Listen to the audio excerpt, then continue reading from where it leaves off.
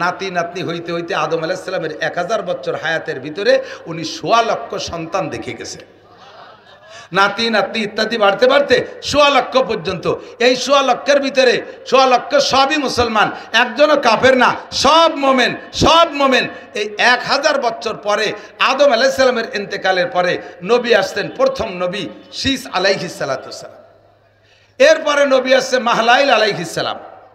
এই আদম আলাইহিস সালামের সন্তানদের ভিতরে তখন দুনিয়ায় একজনও কাফের নাই, সব মোমেন আর মোমেন, মুসলমান আর মুসলমান। আর আদম আলাইহিস সালামও মুসলমান। সর্বপ্রথম মাহলাইল আলাইহিস সালাম ছিলেন অত্যন্ত সুদর্শন মানুষ এবং বুজুর্গ মানুষ। নবী তো নবী, বহুত বড় বুজুর্গ মানুষ। ইনার ভক্তবৃন্দ যারা ছিল ওনার কাছে হাদিয়া তোহফা ইত্যাদি আনতেন। বছরে 1-2 বার ওনার ওখানে বিশাল ইস্তেমা হইতো। ইস্তেমার সময় খুব হাদিয়া তোহফা আসতো, যে পরিমাণ টাকা পয়সা ধান চাল আসতো, খেজুর টেজুর আসতো, সারা বছর খেয়েও থেকে যেত। হঠাৎ করে মাহলাইল আলাইহিস সালামের ইন্তেকাল হয়ে গেল। তো মাহলাইল আলাইহিস সালামের ইন্তেকাল হয়ে গেলে সাথে সাথে মিস্টার ইবলিস কায়দা মতো মুরব্বী সাইজে, একেবারে জলিলুল কদর বুজুর্গ একজন সাইজা মাহলাইল আলাইহিস সালামের ছেলেদের কাছে চলে গেছে, যে বলছে তোমার আব্বা যে মারা গেছে এই খবর দুনিয়ায় তোমরা জানাইও না। যদি তোমার আব্বা মারা গেছে খবর জানে মানুষ, তাহলে আর তোমাকে হাদিয়া তোফা দেবে না, তোমরা না খেয়ে মরবা। কাজেই চুপ থাকো, বাপ মরে গেছে কথা কবা না। তোমার আব্বা মারা গেছে, বাপরে দাফন করে দাও। এবার কি করতে হবে, সামনে যে সিজন আসতেছে মানুষ ইস্তেমার জন্য, এই ইস্তেমার সময় এসে যে মুরিদ মুত্তাকিনরা তোমার বাপরে খুঁজবে, ওই সময় তো বাপ দেখাতে হবে, বাপ না দেখালি তো হবে না। তাহলে কি করা যায়, তোমার বাপের স্থানে আমি দেখাই দিচ্ছি। ওই মুরব্বী বলতেছে আমি বিশ্ব ইঞ্জিনিয়ার, আমেরিকা থেকে পড়ে আসছি, আমি আন্তর্জাতিক খ্যাতি সম্পন্ন বিজ্ঞানী, আমি দেখাই দিচ্ছি কোন কই কায়দায় বানালে হুবহু তোমার বাপের মতো একটা মূর্তি বানাইয়া এই জায়গায় বসায় রাখা যায়। তোমার আব্বা যেভাবে চেয়ারে বসতো ওইভাবে বসায় রাখবা, আমি বানাই দিচ্ছি। দেখে দেখাই দিছে। আর সন্তানরা সাদা একটা বাপের চেহারার মতো সুন্দর একটা পাথর আইনা কাটিয়ে কাটিয়ে কাটিয়ে কাটিয়ে সুন্দর করে বাপের মূর্তি বানাইছে। এই ইবলিসই দেখাই দিছে, চেয়ারে বসাই দিছে, যুব্য গায়ে, মাথায় পাগড়ি, সুন্দর করে চশমা টশমা যেভাবে লাগানোর দরকার লাগাই টাকায় বসাইতেছে। এখন সিজনে ইস্তেমার সময় মুরিদ মুত্তাকিনরা আসতেছে, আইসে তো বিগত বছর মুসাফা করছে, মুসাফার মধ্যে টাকা দিছে, এবারও তো তাই দেবে। এখন ওই জায়গায় শয়তানে বলে দিছে এবার কেউ সাক্ষাৎ করতে দিবা না। খুব খেয়াল, শয়তান ইন্নাহু লাকুম আদুউম মুবিন।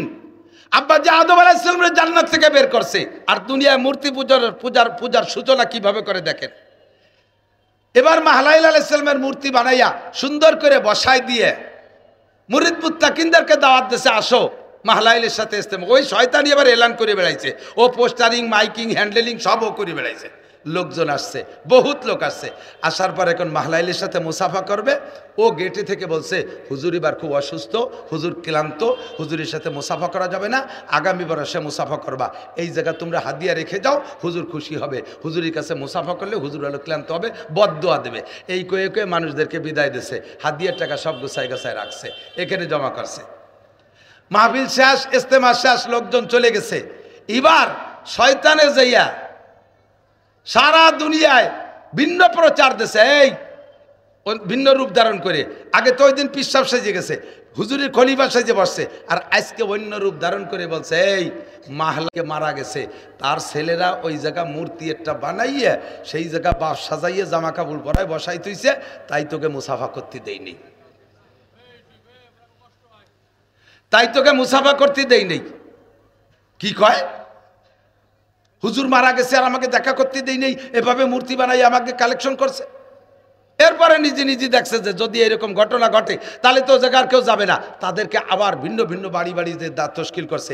আরে মানুষ তো মরিয়ে যাবে, আদম আলাইহিস সালাম গেছে, শীস আলাইহিস সালাম গেছে, কত মানুষ চলে গেছে, আরও তোমরাও মরবা, মাহলাইলও মরছে, তাতে মন খারাপের দরকার নেই। একটা মূর্তি বানাইছে, তারে দেখলে তো তোমাদের মাহলাইলের কথা মনে পড়ে, কাজে ও জায়গা মাহলাইলের প্রতি অনাস্থার দরকার নেই। তবে একটা কাজ করতে পারো, যেহেতু অরিজিনাল মাহলাইল মারা গেছে আর মাহলাইলের স্থানে মূর্তিরে তোমরাই সম্মান করতেছো, তাহলে ও জায়গা যাইয়ে মাহলাইল বা সেই মাহলাইলকে শ্রদ্ধা না করে তোমরা প্রত্যেকে বাড়ি একটা মাহলাইল বানায় নাও, প্রত্যেকের বাড়ি একটা মাহলাইল বানায় নাও। সবাই দেখছে যে সুন্দর কথাই তো কইছে, তা মূর্তি মাহলাইলের শ্রদ্ধা করতে তাকে বাড়ি যাবো কে, তাহলে আমরা একটা বানাই। এই শুরু হলো মাহলাইল বানানো। দুনিয়ায় সর্বপ্রথম মূর্তি পূজার সূচনা এখান থেকে শুরু হয়ে গেছে। এরপরে শয়তান মন্দির টন্দির বানাইয়া বিভিন্ন যে বড়রা যখন মারা যায় তাদের একটা মূর্তি বানাইয়া এই পুজোর সিস্টেম তৈরি করেছে। সর্বপ্রথম আদম আলাইহিস সালাম আমাদের আব্বাজি, ওনার থেকে নিয়ে 1000 বছরের ভিতরে পৃথিবীতে কোনো মূর্তি পূজা ছিল না। কথা বলেন ঠিক কি ঠিক না? বিশাপ দরবেশ খুব বুঝতে হবে, এদিক তাকান, জরুরি কথা। দরবেশ সাপ, সুফি সাপ জিকির করে, বড় জুব্বা, মাথায় পাগড়ি, মানে সে বিড়ি খালিও দস্তারখানে খায়, এত সুফির সুফি। এই সুফি সাপ লেনদেন আবার ভালো না, আছে না এরকম কিছু? অভাব নাই জি। তো এই সুফি সাপ এক ডাক্তারের কাছে 300 টাকার ওষুধ খাইছে, 3 বছর আইজ দেই কাল দেই করে 300 টাকা দেই নেই। এর মধ্যে তবলিগা লাগে কাছে তশকি লইয়া উনি 3 চিল্লাই চলে গেছে। ওই সুফি সাপ তবলিগে যাইয়া মানুষের হক সম্পর্কে শুনছে যে আল্লাহর হক নষ্ট করলে আল্লাহ ক্ষমা করে দিতে পারে, মানুষের হক মানুষে ক্ষমা না করলে আল্লাহ ক্ষমা করতে পারবে না। কাজেই বাড়ি যে কেউ রে গালি দিলি মাপ চেয়ে নাও, লেনদেন থাকলে সেরিয়ে নাও। বাড়ি এসে সুফি সাহেবের কাপকাপি শুরু হয়ে গেছে, ডাক্তার সাহেবের কাছে আগে গেছে। তো যাইয়া ওনার এ জায়গাও লেনদেন সার্ভের ভিতরে টাকা দেবে না, মাপ চার মধ্যে দিয়ে সেরিয়ে আসবে, এই হলো প্ল্যান। তো ডাক্তার সাহেবের তো আজ থেকে প্রায় 30 বছর আগের কথা বলছি, 30, 35, 40 বছর আগের কথা। সেই আমলে 300 টাকার কত দাম। তো সেই সময় উনি টাকা না দিয়ে মাপের মাধ্যমে, মাপ সার মাধ্যমে সারিয়ে আসবে এই বলে যা ডাক্তারের সত্ত্বে 300টা মনেই রয়েছে। এখন ডাক্তার অপেক্ষায় রয়েছে কবে তারে পাই। আর সেই লোক আজকে বাড়ি আসিয়া উনারটুক উনি মাপ চেয়ে আনবে বিদায় কায়দা করে ভাগ তবলিগি যে কথাও শিখছে, যাইয়ে ডাক্তারে বলতেছে, ডাক্তার সাহেব তবলিগি যে সব কিছু শুনছি শিখছি, দুনিয়ার থেকে সব কিছু মিটমাট করে যাওয়া উচিত, কাজেই আমি সিদ্ধান্ত নিছি বাড়ি গ্রাম ভরে ঘুরিয়ে ঘুরে সব জায়গার থেকে এই লেনদেনগুলো সেরে ফেলবো। আমি আপনার কাছে যা পাবো, আমি আপনার কাছে যা পাবো সব মাফ করে দিলাম। জীবনে আপনি আমার যা শক্ত কথা কইছেন সব মাফ করে দিলাম। উনি যখন বস্তা ধরে ঢালিয়ে দিয়েছে তাহলে ডাক্তার সাহেবও দেবে, এই জন্য উনারটুক আগে উনি দিয়েছে যে আমি আপনার কাছে যা পাবো সব মাফ করে দিলাম, আর কোনো চাইলেন আরও আমার দাবি নাই, আর আপনিও আমার আল্লাহর রাস্তে মাফ করে দেন যাতে সমান সমান হয়ে যায়। তো ডাক্তার সাহেব কয় তোমার সব মাফ করে দিছি, টাকা 300 ফেলাও, টাকা 300 ফেলাও। কয় তা মাফ করলেন কি? কয় মাফ করছি আলো, দেওয়ার কথা ছিল 3 বছর আগে, এই 3 বছর ঘুরাইছিস, এই ঘুরানোর গুনাহ মাফ করে দিছি, টাকা ফেলা। আল্লাহ কয় 16 বছর বয়সে নামাজ ফরজ করছি, ওই সময় পড়িস নেই, এখন বয়স 50, এখন টাকা ফেলা, নামাজ পড় আর মাফসা, তাহলে এই যে এতদিন ঘুরাইছিস এই গুল্লি মাফ করে দেব। আপনি তবলিগে যাইয়া যদি কিছু খাইতে মনে চায় এটা কের কাছে বলবেন না, আমির সাহেবের কাছে বলবেন না, খেদমতের সাথী বাজারে যাচ্ছে তাকে কানে কানেও কয়ে দেবেন না যে কাঁঠাল বালি নিয়ে আসিস, আজকে যদি দুধ পাইস নিয়ে আসিস, বড় ইলিশ পালি নিয়ে আসিস, এ কথা বলবেন না। পরাণে কিছু চাইলে ওটা ভিতরে রাইখা পারলে উপরে বলেন রুজির মালিক কে? রুজি আসে কোন জায়গার থেকে? অফিস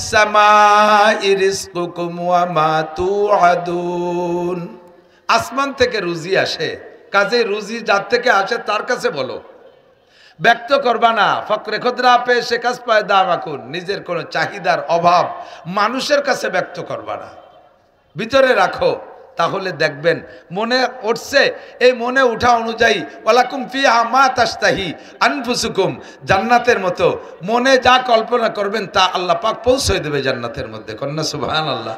আপনি তবলিগি যাইয়া এরকম মনের কথাটা, মনে কিছু খাবারের চাহিদা হলে ওটা ব্যক্ত করবেন না, দেখবেন চলে আসছে। বলবেন তো আর পাবেনই না, এটা আমি জানতাম না।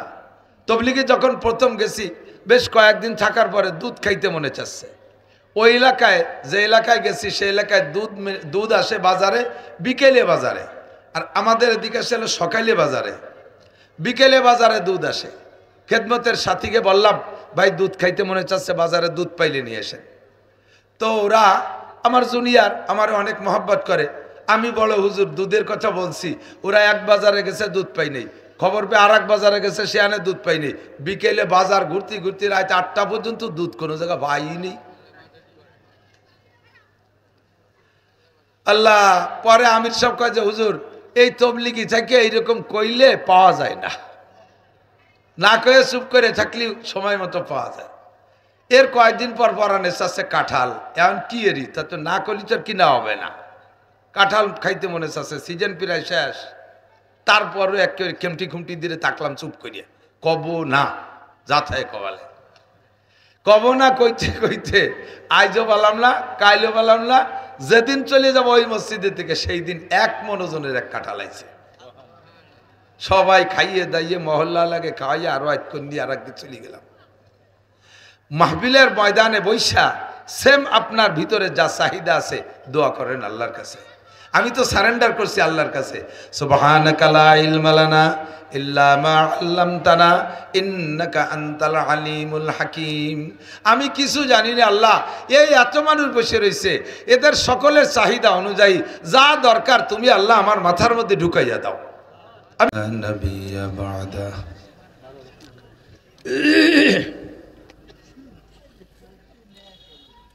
أما بعد فأعوذ بالله من الشيطان الرجيم بسم الله الرحمن الرحيم قل هل يستوي الذين يعلمون والذين لا يعلمون إنما يتذكر أولو الألباب وقال تعالى شهر رمضان الذي أنزل فيه القرآن هدى للناس وبينات من الهدى والفرقان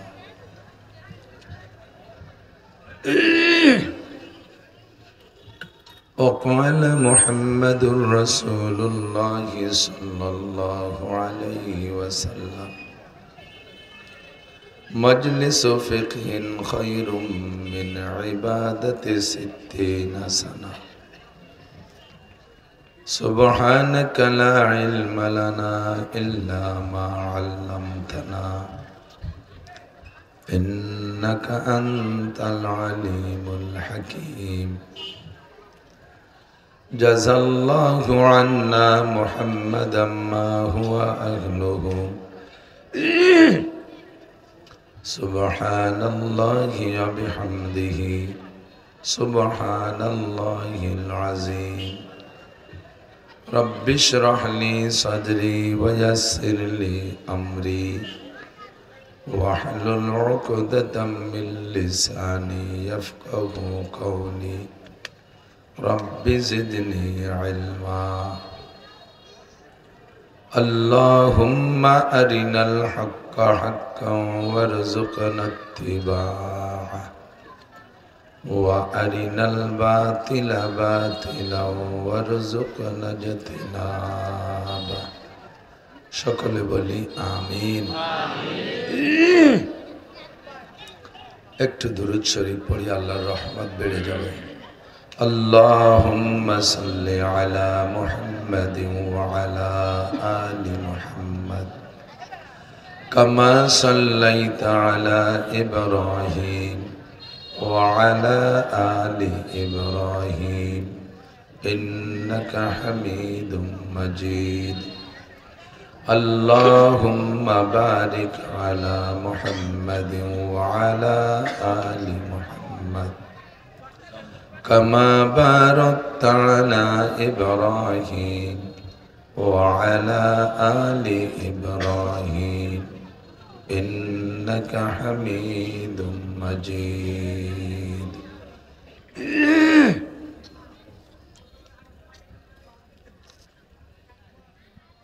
ঐতিহ্যবাহী সৌদি হামিউসুন্নাহ মাদ্রাসা ও এতিমখানার উদ্যোগে আয়োজিত 12তম বার্ষিক ওয়াজ মাহফিল অধ্যকার মাহফিলের সম্মানিত সভাপতি, মাহফিলের প্রধান অতিথি হজরতুল আল্লাম পীরে কামেল জনাব আলহাজ হজরত মাওলানা মুফতি আব্দুল গফফার শাহ হুজুর নগরকান্দার হুজুর হাফিজাহুল্লাহ এতক্ষণ পর্যন্ত বয়ান করেছেন। মাদ্রাসার উন্নয়ন কল্পে যথেষ্ট কালেকশন করেছেন। আমাদের ফরিদপুরের কৃতি সন্তান, সারা বাংলাদেশের সুপ্রসিদ্ধ পরিচিত হজরত মাওলানা মুফতি মিজানুর রহমান ফরিদি দামাত বরকাতুহুল আলিয়া মাদ্রাসার সুযোগ্য সুদক্ষ পরিশ্রমী মেহনতি মোহতামিম সাহেব হুজুর, আসাতেজায়ে কেরাম, কমিটির সকল সদস্যবৃন্দ, এ অঞ্চলের অনেক অনেক উলামায়ে কেরাম, আইম্মায়ে মাসাজিদ, মাদ্রাসার আজিজ আমতুলাবা, প্রাণপ্রিয় দেশবাসী, পর্দার আড়ালে বসে থাকা মা ও বোনেরা, আল্লাহ তাবারক ওয়া তাআলা শাহী দরবারে আমাদের পক্ষ থেকে পাঠাই অসংখ্য শুকর যে আল্লাহ পাক রব্বুল আলামিন দুনিয়ার সব কামকাজ থেকে ফারেক করে জান্নাতের আশায় জাহান্নামের ভয়ে, সওয়াবের আশায় গুনার ভয়ে, হিদায়াতের আশায় গুমরাহির ভয়ে আমাদেরকে মাগরিবের পরপরই এই বিশাল মজমা ভরপুর করার জন্য আসার তৌফিক ইনায়াত করেছেন। শুকর আদায় করি আলহামদুলিল্লাহ। অনেক মানুষ দাঁড়িয়ে আছে, অনেক মানুষ হেঁটে বেড়াচ্ছে, মাহফিলের প্যান্ডেলের চেয়ে লোক বেশি হয়ে গেছে, বলেন আলহামদুলিল্লাহ। যে কয়জন বেশি হয়ে গেছে আপনারা অনুমতি দিলে ওনারা চলে যাক, বসার জায়গা বসছে না তো দাঁড়ায় কতক্ষণ থাকবে, চলে যাবে। একটু আগে নিষেধ করলেন, বললে চলে যেতে বলতাম, যেহেতু যাইতে নিষেধ করছেন একটু আগায় বসেন, তাহলে ওনারা বসতে পারবে। যারা আগায় বসবেন যেই জায়গা ছেড়ে দিয়ে আগাবে। আর জান্নাতের ভিতরে একজন মানুষ বসা পরিমাণ জায়গার দাম দুনিয়ার মধ্যে যাহা কিছু আছে তার চাইতে কোটি কোটি গুণ বেশি। এতটুক জায়গার দাম, একটু জায়গা ছেড়ে দিয়ে যদি আগায় আসে বসেন, মাঝের ফাঁকা জায়গাটা বন্ধ করেন, তাহলে আল্লাহ তাআলা জান্নাতের মধ্যে জায়গা করে দিবেন, তার নিজের ওয়াদা। আল্লাহ পাক বলেন, ওয়াইদা কিলা লাকুম তাফাসসাহু ফিল মাজালিস, যখন তোমাদের কোনো মজলিসে কেউ বলে যে ভাই জায়গা হচ্ছে না, একটু আগায় বসেন, আল্লাহই বলে রেখেছেন ১৫০০ বছর আগে কোরআনে কারীমের ভিতরে পাঠিয়েছেন। যখন তোমাদের বলা হয় যে কোনো মজলিসে জায়গা হচ্ছে না, একটু আগাইয়া কেউ জায়গা করে দেন, আল্লাহ কয় ফাফসাহু, যদি তোমাদের কেউ বলে জায়গা করে দিতে তাহলে তুমি জায়গাটা করে দাও, একটু আগায় বসে জায়গা করে দাও। আপনি আল্লাহর কাছে বলবেন, আল্লাহ আমি সেই মাগরিবের পরের থেকে আইসে দেখে শুনে ভালো জায়গা বসছি, আর এখন এই হুজুররা টেনি টুনি আমার সাধারণ জায়গা নেবে, আমার ভালো জায়গা ছেড়ে দিয়ে আমারে কি দিবা কও, তাহলে বুঝে শুনে সেইভাবে ছাড়বো। আল্লাহ কাই আফসাহিল্লাহু লাকুম, তোমারে জান্নাতের মধ্যে জায়গা দেওয়া হবে। দুনিয়ার এই সদ্যির জায়গার দাম বেশি না জান্নাতের জায়গার দাম বেশি? শতকে ১০০ টাকা বেশি তো হবেই, কথা কন কত বেশি? জান্নাতীরা যখন জান্নাতে যাবেন আপনাদের হাতে মতির লাঠি দেওয়া হবে। মুরব্বীরা হাড়ের লাঠি হাতে রাখে না, বয়স হয়ে গেলে একটু শান শৌকত হয়, দেখতে সুন্দর লাগে, তো জান্নাতীদের হাতে আল্লাহ পাক মতির লাঠি দেবে। তো লাঠির মাথাটা সরুই হবে, দুনিয়ার যেমন লাঠির মাথা সরু হয় ওখানেও সরু হবে। তো লাঠির মাথা সরু হয়ে একটা লাঠিকে খাড়াভাবে রাখলে ১ বিঘে ২ বিঘে জায়গা তো আর দখল করে না, ১ আঙ্গুল পরিমাণ জায়গা। তো হাদিসের মধ্যে আসছে জান্নাতি মানুষের হাতের লাঠি খাড়াভাবে জমিনের উপরে রাখলে যতটুক জায়গা দখল করবে দুনিয়াকে কয়েকশো বার বিক্রি করলে ওই জায়গা সমপরিমাণ দাম হবে না। আপনারা যারা আগায় বসেছেন জান্নাতের মধ্যে বেশ খানিক জায়গা আপনার নামে দলিল হয়ে গেছে। এই জায়গাটা দলিল হলো আপনার নামে। কার নামে? আমার নামে। বলেন আমার নামে। তা বসবাস করবে Haripada, Gour Gobinda, Netanyahu, Joe Biden, Donald Trump, Narendra Modi, Aung San Suu Kyi, এই সাড়াল বাঙ্গাল কেউরের মধ্যে জায়গা দেবে না। জায়গা আপনার জায়গা, আপনিই থাকবেন। ঠিক কি ঠিক না? বলেন আলহামদুলিল্লাহ। তন্দুরস্তি গর নবাশত শিরে শকরে জাহরে হাস্ত, মাহবুব আগার খুশ নবাশত বিস্তরে গুল খারে হাস্ত। ফার্সিতে একটা শের বলে, শরীর যদি ভালো না থাকে দুধ চিনিও বিষের মতো মনে হয়। ঠিক না? এক বিছানায় শুয়ে রয়েছেন দুই দোস্ত, দিনের বেলা থেকে দোস্তর সাথে ঝামেলা শুরু হয়েছে।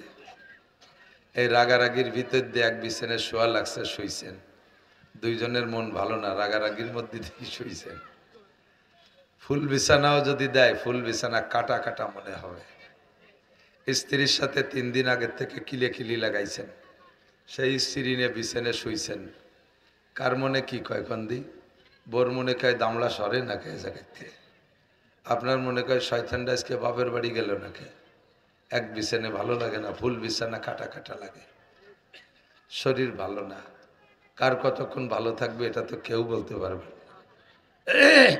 অমা তাদরি নাফসুম বিআইয়ি আরদিন তামুত, কে কোন জায়গায় গিয়ে মারা যাবে, কখন কে মারা যাবে এটা আল্লাহ ছাড়া কেউ জানে না। অমা তাদরি নাফসুম মাযা তাকসিবু গদা, একটু পরে কে কি ইনকাম করব, কে কি খাবো এটাও কেউ বলতে পারবে না, ঠিক কি না?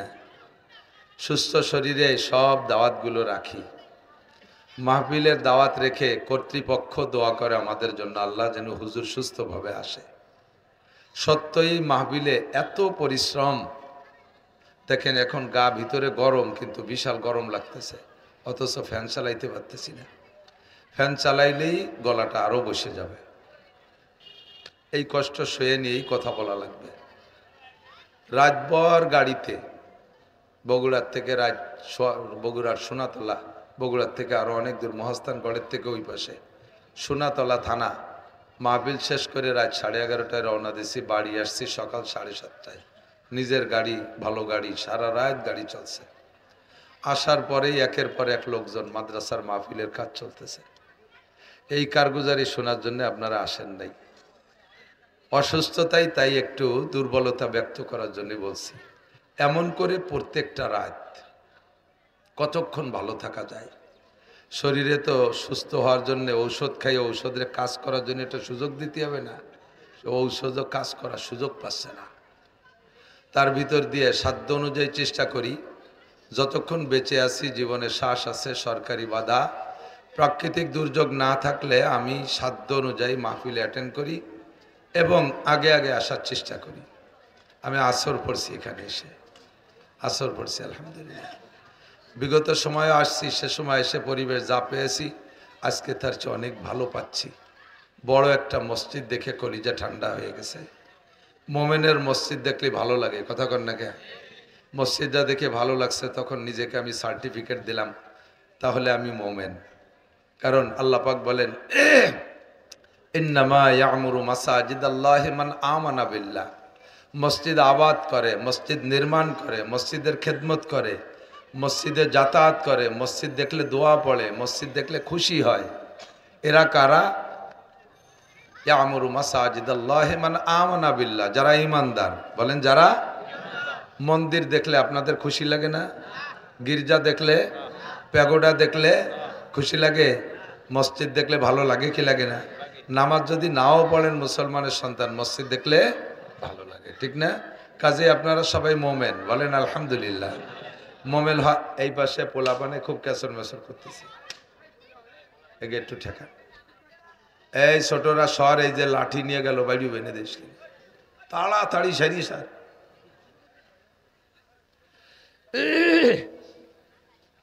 মোমেন হতে পারলে লাভ কি? সূরা মুমিনুনের ভিতরে আল্লাহ পাক বলেন, কদ আফলাহাল মুমিনুন, মোমেন যারা তারা সফল হয়েই গেছে। বোঝেন নাই কি কইছি? আল্লাহ যদি কেউ সফল বলে, ওই লোকটা জাহান্নামী না জান্নাতি? ভালো না মন্দ? আপনাকে আল্লাহ তাআলা ভালো বলে সার্টিফিকেট দিয়েছে। ওই সূরার ভিতরে কয়েক আয়াতের পরে যাইয়া মোমেনের রেজাল্ট কি হবে, তার প্রতিদান কি হবে, মোমেনের পুরস্কার কি হবে, আল্লাহ পাক বলেন, তোমরা হবা আল্লাযীনা ইয়ারিসুনাল ফিরদাউস, সব মোমেনরা জান্নাতুল ফিরদাউসের মালিক হয়ে যাবে। তাহলে এই মসজিদটা বড় মসজিদ দেখে কি আপনারা খুশি? ভালো লাগছে? যথেষ্ট দান করেছেন। মৌলানা মিজানুর রহমান ফরিদিকে আল্লাহ তাআলা একটা কারামতি দিয়েছে। আমি 1 লক্ষ মানুষের কাছ থেকে যা আদায় করতে পারি, ওই 100 মানুষের কাছে তার চেয়ে বেশি পারে। আর বয়ানের মধ্যে এমন একটা লজ্জাত আর মজা দিয়েছে আল্লাহ তাআলা, যে কালেকশন দিয়ে শুরু করবে। আমরা তো এই এদিক থেকে গাই দোয়াতে গেলে আগে বাসুদ্য ফানাতে হয় না, ফানানো ছাড়া যদি বান টানে তাহলে বান ছিঁড়ে যাবে, দুধ বেরোবে না। আমরা হলো সেই ক্লাসের দুধলি।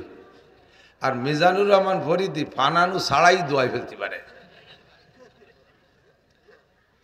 আল্লাহ তাআলা তার জবানে আরো বরকত বাড়ায় দিক, কোন আমিন। আল্লাহ তারে অনেক দিন বাঁচায় রাখুক সুস্থভাবে, কোন আমিন।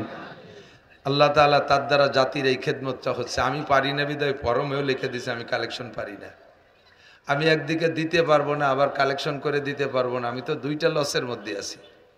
আর মৌলানা মিজানুর রহমান ফরিদিরে দুটো টাকা দিলেও আপনাদের লস নাই, সে আপনাদের সেটা কামাই করে দিয়ে যেতে পারে। এই জন্য আমারে দেন না দেন, তারে একটু বেশি দিন।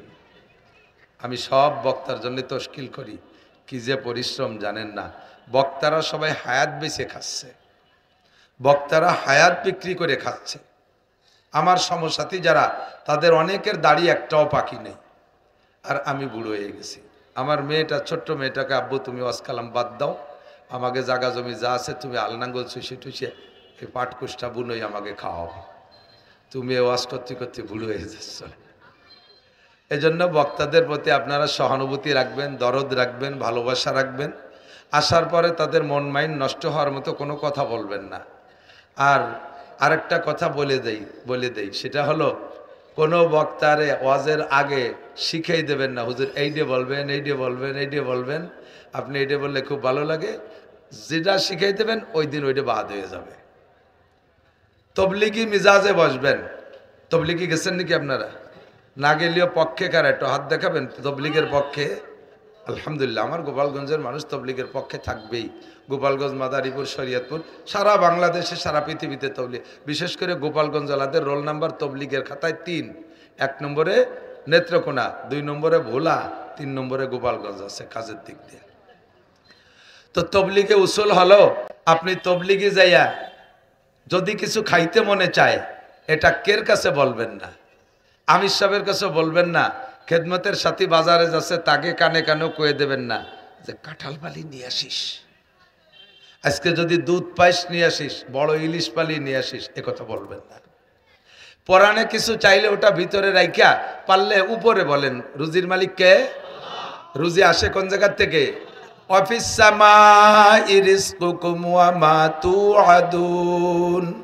আসমান থেকে রুজি আসে। কাজে রুজি যার থেকে আসে তার কাছে বলো, ব্যক্ত করবা না। ফকরে খুদরা পে সে কাজ পায় দাম আকুন, নিজের কোনো চাহিদার অভাব মানুষের কাছে ব্যক্ত করবা না, ভিতরে রাখো।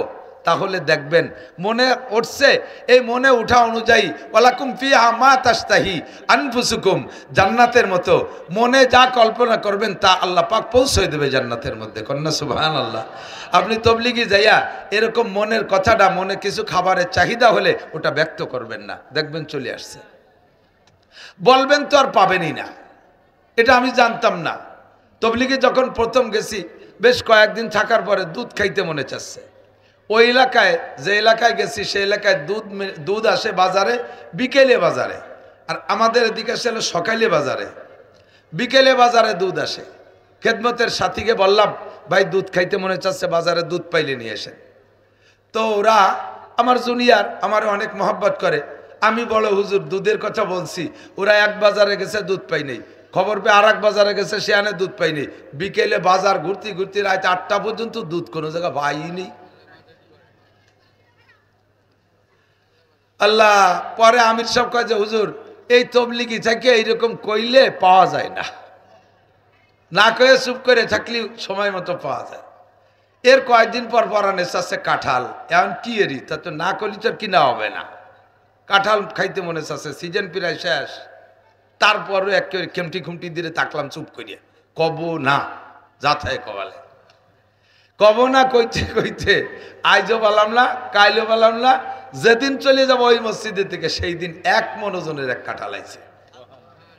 সবাই খাইয়ে দাইয়ে মহল্লা লাগে খাওয়াইয়ে আরো এক কোন দিয়ে আর একদিন চলে গেলাম। মাহফিলের ময়দানে বৈশা সেম আপনার ভিতরে যা চাহিদা আছে দোয়া করেন আল্লাহর কাছে। আমি তো সারেন্ডার করছি আল্লাহর কাছে। সুবহানাকা লা ইলমা লানা ইল্লা মা আল্লামতানা ইন্নাকা আনতাল আলিমুল হাকিম। আমি কিছু জানি না আল্লাহ, এই এত মানুষ বসে রয়েছে, এদের সকলের চাহিদা অনুযায়ী যা দরকার তুমি আল্লাহ আমার মাথার মধ্যে ঢুকাইয়া দাও। আমি আল্লাহর কাছে সারেন্ডার করছি। এবার আপনার চাহিদা কি আমি জানি না, আপনি ভিতরে রাখেন, দেখবেন যে বক্তার মুখ দিয়ে সেগুলো চলে আসতেছে। খুশি হয়ে যাবেন ইনশাআল্লাহ, এবং শিখবেন আর আমল করবেন। রাজি আছেন না ইনশাআল্লাহ? রাজি আছেন না? আমাদের জন্ম, আমাদের দুনিয়ায় আগমনের সূচনা হয়েছে সর্বপ্রথম কার থেকে জানেন? কার থেকে? আদম আলাইহিস সালাম। কার থেকে? আদম আলাইহিস সালাম। আদম নবী আলাইহিস সালাম। এই আদম আলাইহিস সালাম কি সাধারণ আইলিও নাংলা কৃষক পাবলিক? উনি কি IA BA MA doctor engineer? উনি বহুত বড়। এই ছোটরা, তোমাকে যার যার যার দরকার হয় যাই ফেলো, আর উঠলি কিন্তু খবর আছে। যা যা যা তাড়াতাড়ি গেলি, যা ওরে যাতে দেন। তুই দি স্কুলিতে আইছিস নাকি? প্রাইভেট পড়তে গেছিল, ভালো ছেলে। আল্লাহ তো আদম আলাইহিস সালামকে বানাবেন কিসসাগুলোর থেকে অনেক, সেগুলো জানেন, বলবো না, যেটুক বলবো বলে নিয়ত করছি।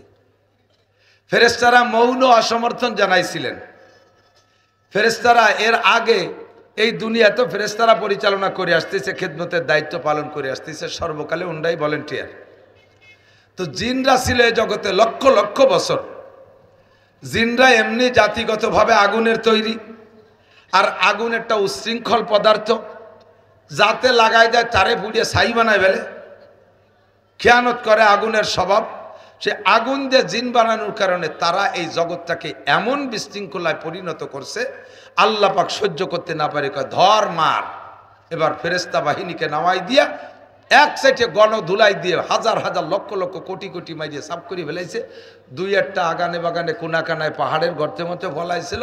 ফেরেশতারা জানে না তা না, জানিও আল্লাহ পাক রব্বুল আলামিনকে যেটা ভালো রে ফলাইছে ওরে দেহিও দেহিস না, ও থাক, পরে কাজে লাগবে না কাম করতে। তো সেইগুলোর ভিতরে ইবলিস একটা রয়ে গেছে। ফেরেশতাদের এই জিনদের এই হালাত দেখা পরবর্তীতে আল্লাহ যখন মানুষ বানানোর প্রস্তাব দিলেন, তখন ফেরেশতারা কয় আতাজআলু ফিহা মাইয়ুফসিদু ফিহা ওয়া ইয়াসফিকুদ দিমা। এই জিনরা যা করছে তো চোখের সামনে দেখছি, পরে যাদেরকে বানাবা তারা কি আবার এমন কোন জাতি উচ্ছৃঙ্খলা করবে, বিশৃঙ্খলা করবে, খুনোখুনি করবে, আদাহাত জাগার জন্য লক্ষ লক্ষ কোটি কোটি টাকা কোর্ট কাছারি আদালত ফৌজদের রীতি নষ্ট করবে, স্বামীতে স্ত্রীরে জবই দেবে, স্ত্রীতে স্বামীরে ফাঁসি দিয়ে মারবে, মা আকাম করে ধরা পড়ছে ছেলেদের হাতে, ছোট বাচ্চারা দেখে ফেলাইছে বিদায় মাতে সেই বাচ্চারে মারি ফেলাই দেবে। এইরকম আকাম করা পাল্টি তুমি আবার বানাবা নাকি? আল্লাহ পাক বলেন ইন্নী আ'লামু মা লা তা'লামুন, আমি যা জানি তা তোমরা জানো না। এই কয়ে ফেরেশতাদেরকে থামাই দিয়া ফাখালাকাল্লাহু আদামা, সর্বপ্রথম মানুষটা বানাইলেন আদম আলাইহিস সালামকে। বিয়াদাইহা আল্লাহ তাআলা, বিয়াদাইহে আল্লাহ তাআলা তার নিজ কুদরতে হাত দিয়ে আদম আলাইহিস সালামের মাথাটা তৈরি করেছেন। ফেরেশতাদেরকে একটা খাকা একটা স্ট্রাকচার দিয়েছে, এইভাবে মাটি দিয়ে গলার নিচের টুক বানাও। ফেরেশতারা নিচের টুক বানায়, আল্লাহ আদমকে এইটুক, এখনো পর্যন্ত মাথা সম্পর্কে ফেরেশতাদের অভিজ্ঞতা নাই। আল্লাহ কয় আদম যদি ওইটুক হয় তা কথা কবে কি দেশে? স্পিকার কো, হেডলাইট, চোখ তাকো, দেখবে কি দিয়া? শুনবে সে ইয়ারফোন কো, কান কো। কয় তা কীভাবে বানাতে হবে? কয় যে এই পাশে অল্প জায়গার মধ্যে এই আসল পার্টসগুলো বানাইতে হবে, এটা তোমরা পারবা না, ওইটুকু আমি নিজ হাতে বানাই। আল্লাহ পাক নিজ হাতে আদম আলাইহিস সালামের গলার উপরের টুক বানাইছে। তো আদমের গলার উপরের টুক বানাইছে মানে আমার আপনার সকলের গলার উপরের টুকে আল্লাহ নিজ কুদরতে হাত দিয়ে তৈরি করেছেন। বলেন আলহামদুলিল্লাহ, আলহামদুলিল্লাহ। তাহলে এবার জানতে পারলাম আমাদের সর্বপ্রথম মানুষটার নাম আদম আলাইহিস সালাম। ফেরেশতারা যে মৌন নিষেধ করেছিলেন আর আল্লাহ পাক তার ইচ্ছা মতো বানাইলেন। এবার আল্লাহ পাক ফেরেশতাদের চাইতে আদমের সম্মান বেশি প্রদর্শন করার জন্য আদম আলাইহিস সালামকে উপস্থিত কইরা কিয়ামত পর্যন্ত যত আসবাব দুনিয়ায় মানুষে আবিষ্কার করবে, এই মোবাইল তো আদম আলাইহিস সালামের সময় ছিল না, মাইক ছিল না, লাইট ছিল না, কারেন্ট ছিল না, কত কিছুই ছিল না, একেবারে সাদা মাঠ, কিচ্ছুই ছিল না। সমস্ত আসবাবকে আল্লাহ তাআলা আদম আলাইহিস সালামের পাশে এনে দিয়ে একদিকে ফেরেশতারা বসা আর একদিকে আদম আলাইহিস সালাম বসা। আল্লাহ পাক আদম আলাইহিস সালামকে আগে বললেন, ফেরেশতাদেরকে পরে। আম্বিনি বি আসমাই হাউলাই, আদম তুমি এই সবগুলোর নাম কত? আদম আলাইহিস সালাম বলা শুরু করলেন, হাজা শামস, হাজা কমার, হাজা আস-সামা, হাজা আরদ, হাজা শাজার, হাজা সামাক। এই একে একে ওই যে সূর্য, ওই যে চন্দ্র, ওই যে তারা, ওই যে আসমান, এই যে জমিন, এই যে গাছ, এই যে আম, এই যে কাঁঠাল, এই যে লিচু, এই যে বেদানা, একে একে বলতে বলতে হাত্তাল ফুসুয়াতাল ফুসিয়া আল কুসুয়াতাল কুসিয়া বলতে বলতে সব বলে লাস্ট ফিনিশিং যে দুটো বলছে তফসিরের ভিতরে লেখছে, এমনকি বলতে বলতে ছোট চামচ, ছোট পেয়ালা 10 মাইল, 10 মাইল চেনেন? আড়িবাতিল মাঝে ওই যে পরিষ্কার, আমাকে গোপালগঞ্জে বাংলা কইছে 10 মাইল, এ 10 মাইলের নামও কইছে। শেষে কি কইছে? অল ফুসুয়াতে আল ফুসিয়া, ঠাসপাদ আর ফুসপাদ, এ দুটির নামও কইছে। জোরে বাইসাল্লি কারে তারে কয় ফুসুয়া, আর ছোট করে সাল্লি ফুসিয়া, এও কয়ে ফেলেছে। তো আদম আলাইহিস সালাম একবার রিভাইজ দিয়েছে, এবার ফেরেশতারা শুনছে না। আদম তো এর আগে কোনোদিন শোনে নাই। এবার আল্লাহ পাক ফেরেশতাদেরকে বলেন, আম্বিউনি বিআসমাই আউলা, এবার তোমরা কও, সবগুলোর নাম কও। ফেরেশতারা এক দাঁতে শুনছে আর এক দাঁতে ভুলে গেছে, একটারও মনে নাই। জিবরাইল পর্যন্ত ওই জায়গায় উপস্থিত, যিনি 104খানা আসমানি কিতাবের আলেম, উনিও জায়গায় উপস্থিত। সবাই মিলে এক বাক্যে বললেন, সুবহানাকা লা ইলমা লানা ইল্লা মা আল্লামতানা ইন্নাকা আনতাল আলিমুল হাকিম। কৌশলী জবাব। ফেরেশতারা এই কথার মাধ্যমে কি কইছে জানেন? স্বাভাবিক তরজমা, আল্লাহ আমরা তো অতটুক জানি, যতটুক তুমি জানাইছো, তার বেশি জানি না, কথা তো তাই। কিন্তু ভিতর দিয়ে চিকুন একটা খুসা দিয়ে দিছে আল্লাহরে, যে খুসাটা এবার বেয়াদবি হইলে আদব হইছে। সেটা কি? তুমি আদমরে আলাদা করে পড়াইয়া মুখস্থ করে আইনিয়া এ জায়গার টেপ রেকর্ড ছাড়িয়ে দিয়েছো, সে কয়ে ফেলাইছে। আমাকে তো সেভাবে পড়াও নাই, তো আমরা জানবো কি রে? কিন্তু ভাষায় সেটা বুঝতে দেয় নাই, আসলে তর্জমার মধ্যে তাই আছে। এরপরে আদম আলাইহিস সালামের লম্বা কিস্সা জান্নাতের মধ্যে চলে গেল। আসলেন দুনিয়ায়। আদম আলাইহিস সালাম মোমেন না কাফের? কথা কন। জাহেল না আলেম? শিক্ষিত না মূর্খ? না শিক্ষিত? মূর্খ না শিক্ষিত? একটু একটু শিক্ষিত না। সেই থেকে কিয়ামত পর্যন্ত যা হবে হয়েছে সব কিছু আল্লাহ তাআলা আদম আলাইহিস সালামকে জানাই দিয়েছে। ফেরেশতারা পর্যন্ত হাইর মিলে গেছে তার কাছে। আসলেন দুনিয়ায়, সন্তান প্রোডাকশন শুরু হলো। উনার সর্বপ্রথম 2টে সন্তান, একটা ছেলে একটা মেয়ে। এই 2টা হাওয়া আলাইহিস সালামের গর্ভে গিয়েছে জান্নাত থেকে, গর্ভধারণ করেছে জান্নাতে। জান্নাত থেকে হাওয়া আদম আলাইহিস সালামের বের হওয়া লাগতো না। 2টা দিক লক্ষ্য করে আল্লাহ তাআলা বের করছে, জানেন না? উনি যে গন্ধম খাইছে, গন্ধম খাওয়ার অপরাধে বের হয়েছে, এটা না, ভুল বুঝবেন না। জান্নাতের মধ্যে থেকে গন্ধম খাইছে আর গন্ধম খাওয়ার অপরাধে আল্লাহ বের করে দিয়েছে, তা কিন্তু না। কারণ জান্নাতের ভিতরে গন্ধম খাওয়ার যে অপরাধ, ওটা আল্লাহ তাআলা জান্নাতের মধ্যে থাকতেই মাফ করে দিয়েছে। কোরআন শরীফে আছে, ফাতালাক্কা আদামু মির রাব্বিহি কালিমাতিন ফাতাবা আলাইহি। আল্লাহ তাআলা নিজেই জান্নাতে থাকা অবস্থায় আদম আলাইহিস সালামকে রব্বানা যালামনা শিখাইতেছে। আর উনি পড়ছেন, রব্বানা যালামনা আনফুসানা ওয়া ইল্লাম তাগফির লানা ওয়া তারহামনা লানাকুনান্না মিনাল খাসিরিন। মেহেরবান আল্লাহ, পাপ পিছলে গেছে, স্লিপ করে পড়ে গেছি, আমার হাতে থেকে কলস ভেঙে গেছে, তুমি যদি ক্ষমা না করো তাহলে আমার উপায় নাই, সীমা লঙ্ঘনকারীদের অন্তর্ভুক্ত হয়ে যাব। আল্লাহ কয় ফাতাবা আলাইহি, আমি আদমের এই তওবা কবুল করে নিয়েছি, জান্নাতের মধ্যে থাকতেই ক্ষমা হয়ে গেছে। ক্ষমা যদি হয়ে থাকে তাহলে বের কেন করলেন? কথা কন। ক্ষমা হয়ে গেল তা বের করলো কেন? এই যুবকরা বোঝো, খেয়াল করো, মনে রাখো, পড়ার দিন শেষ। শোনা, তোমরা হাতে মোবাইল পাইয়ে গেছো, আল্লাহ বাসালে আর লেখাপড়া করবা না। পড়ার বাস, পড়ার বাস কোন জায়গায় যে গেছে বাস তা করলাম না, বাস তাও চাষা ছোলা বাস না, হিয়ালা বাস। ওলামাই কিরাম পড়ি টড়ে যা কয় ফেলে টেরে একটু নিয়ে যাইও, দুয়ে মুছে খাতি পারবা। আদম আলাইহিস সালাতু ওয়াস সালাম, আল্লাহ ক্ষমা পেয়ে গেছেন জান্নাতে থাকতে, তাহলে বহিষ্কার কেন হলো? প্রশ্ন না? উনার স্ত্রীর 2জনে মিলে এক সমস্যা হয়েছে। সেটা হলো 1 নম্বর সমস্যা। 1 নম্বর সমস্যা, যতদিন জান্নাতের বৈধ খানা খাইছে অতদিন পায়খানা আসে নাই। বৈধ খানা খাইছে, ডেকুর ছাড়ছে, আপনিও জান্নাতে যাওয়ার পরে পায়খানা হবে না, খাবেন আর খাবেন, গলা সমান খাবেন। খাইয়ে দিয়ে এসে পায়খানা করে যাবে, যা খালেন তার তো ওই বেসতে বেরোতে হবে, বেরোবেন না, গাড় গা করে ডেক ছাড়বেন, আবার পেট পাতলা হয়ে যাবে। কন্যা সুবহানাল্লাহ। এতদিন হাওয়া আদম আলাইহিস সালাম ডেকুর ছাড়ছে, পেট খালি হয়ে গেছে, বাথরুম হয় নাই। আজকে এই যে গন্দম খাওয়ার পরে ক্ষমা হয়ে গেছে রব্বানা জালামনা বলার পরে, কিন্তু গন্দম খাওয়ার পরে পেটের মধ্যে ওজন ওজন ঠেকতেছে, নিচের দিক ডাউন ডাউন বাপ। জিবরাইলকে ডেকে কয়, ভাই কেমন যেন ঠেকতেছে, পায়খানা পায়খানা বাপ, জান্নাতের মধ্যে বাথরুম কোন দিক? কয় না, জান্নাতের মধ্যে তো বাথরুম নেই। কত জায়গা করছেন দেখছেন নি কোনো জায়গা? কয় তেমন কি রে? জিবরিল আলাইহিস সালাম আল্লাহকে বললেন, আল্লাহ তোমার আদমের বাথরুম আসছে, জান্নাতের মধ্যে তো বাথরুম নেই, যাবে কোথায়? কয় যে বাথরুম হলো জান্নাতের মধ্যে বাথরুম নাই, দুনিয়া নামক একটা বাথরুম আছে, ওই জায়গায় যে পায়খানা করে চলে আসতে হবে। এই বাথরুম করতে দুনিয়ায় পাঠাইছে। দুনিয়া আদম আলাইহিস সালামের পায়খানা 1 নম্বর। 2 নম্বর, জান্নাতের ভিতরে নারীদের ডেলিভারি হবে না, জান্নাতের মধ্যে নারীদের ডেলিভারি হবে না, বাচ্চা গর্ভধারণ করবে না। হাওয়া আলাইহিস সালাম প্রথম 2টা সন্তান এদেরকে গর্ভধারণ করছে জান্নাতের মধ্যে। সিস্টেম জান্নাতের মধ্যে ডেলিভারি হবে না, তখন বাচ্চা ডেলিভারি করবে কোন জায়গায়? দুনিয়া নামক একটা ক্লিনিক আছে, ওই জায়গাতে বাচ্চা ডেলিভারি দিয়ে তারপরে আবার চলে এসো।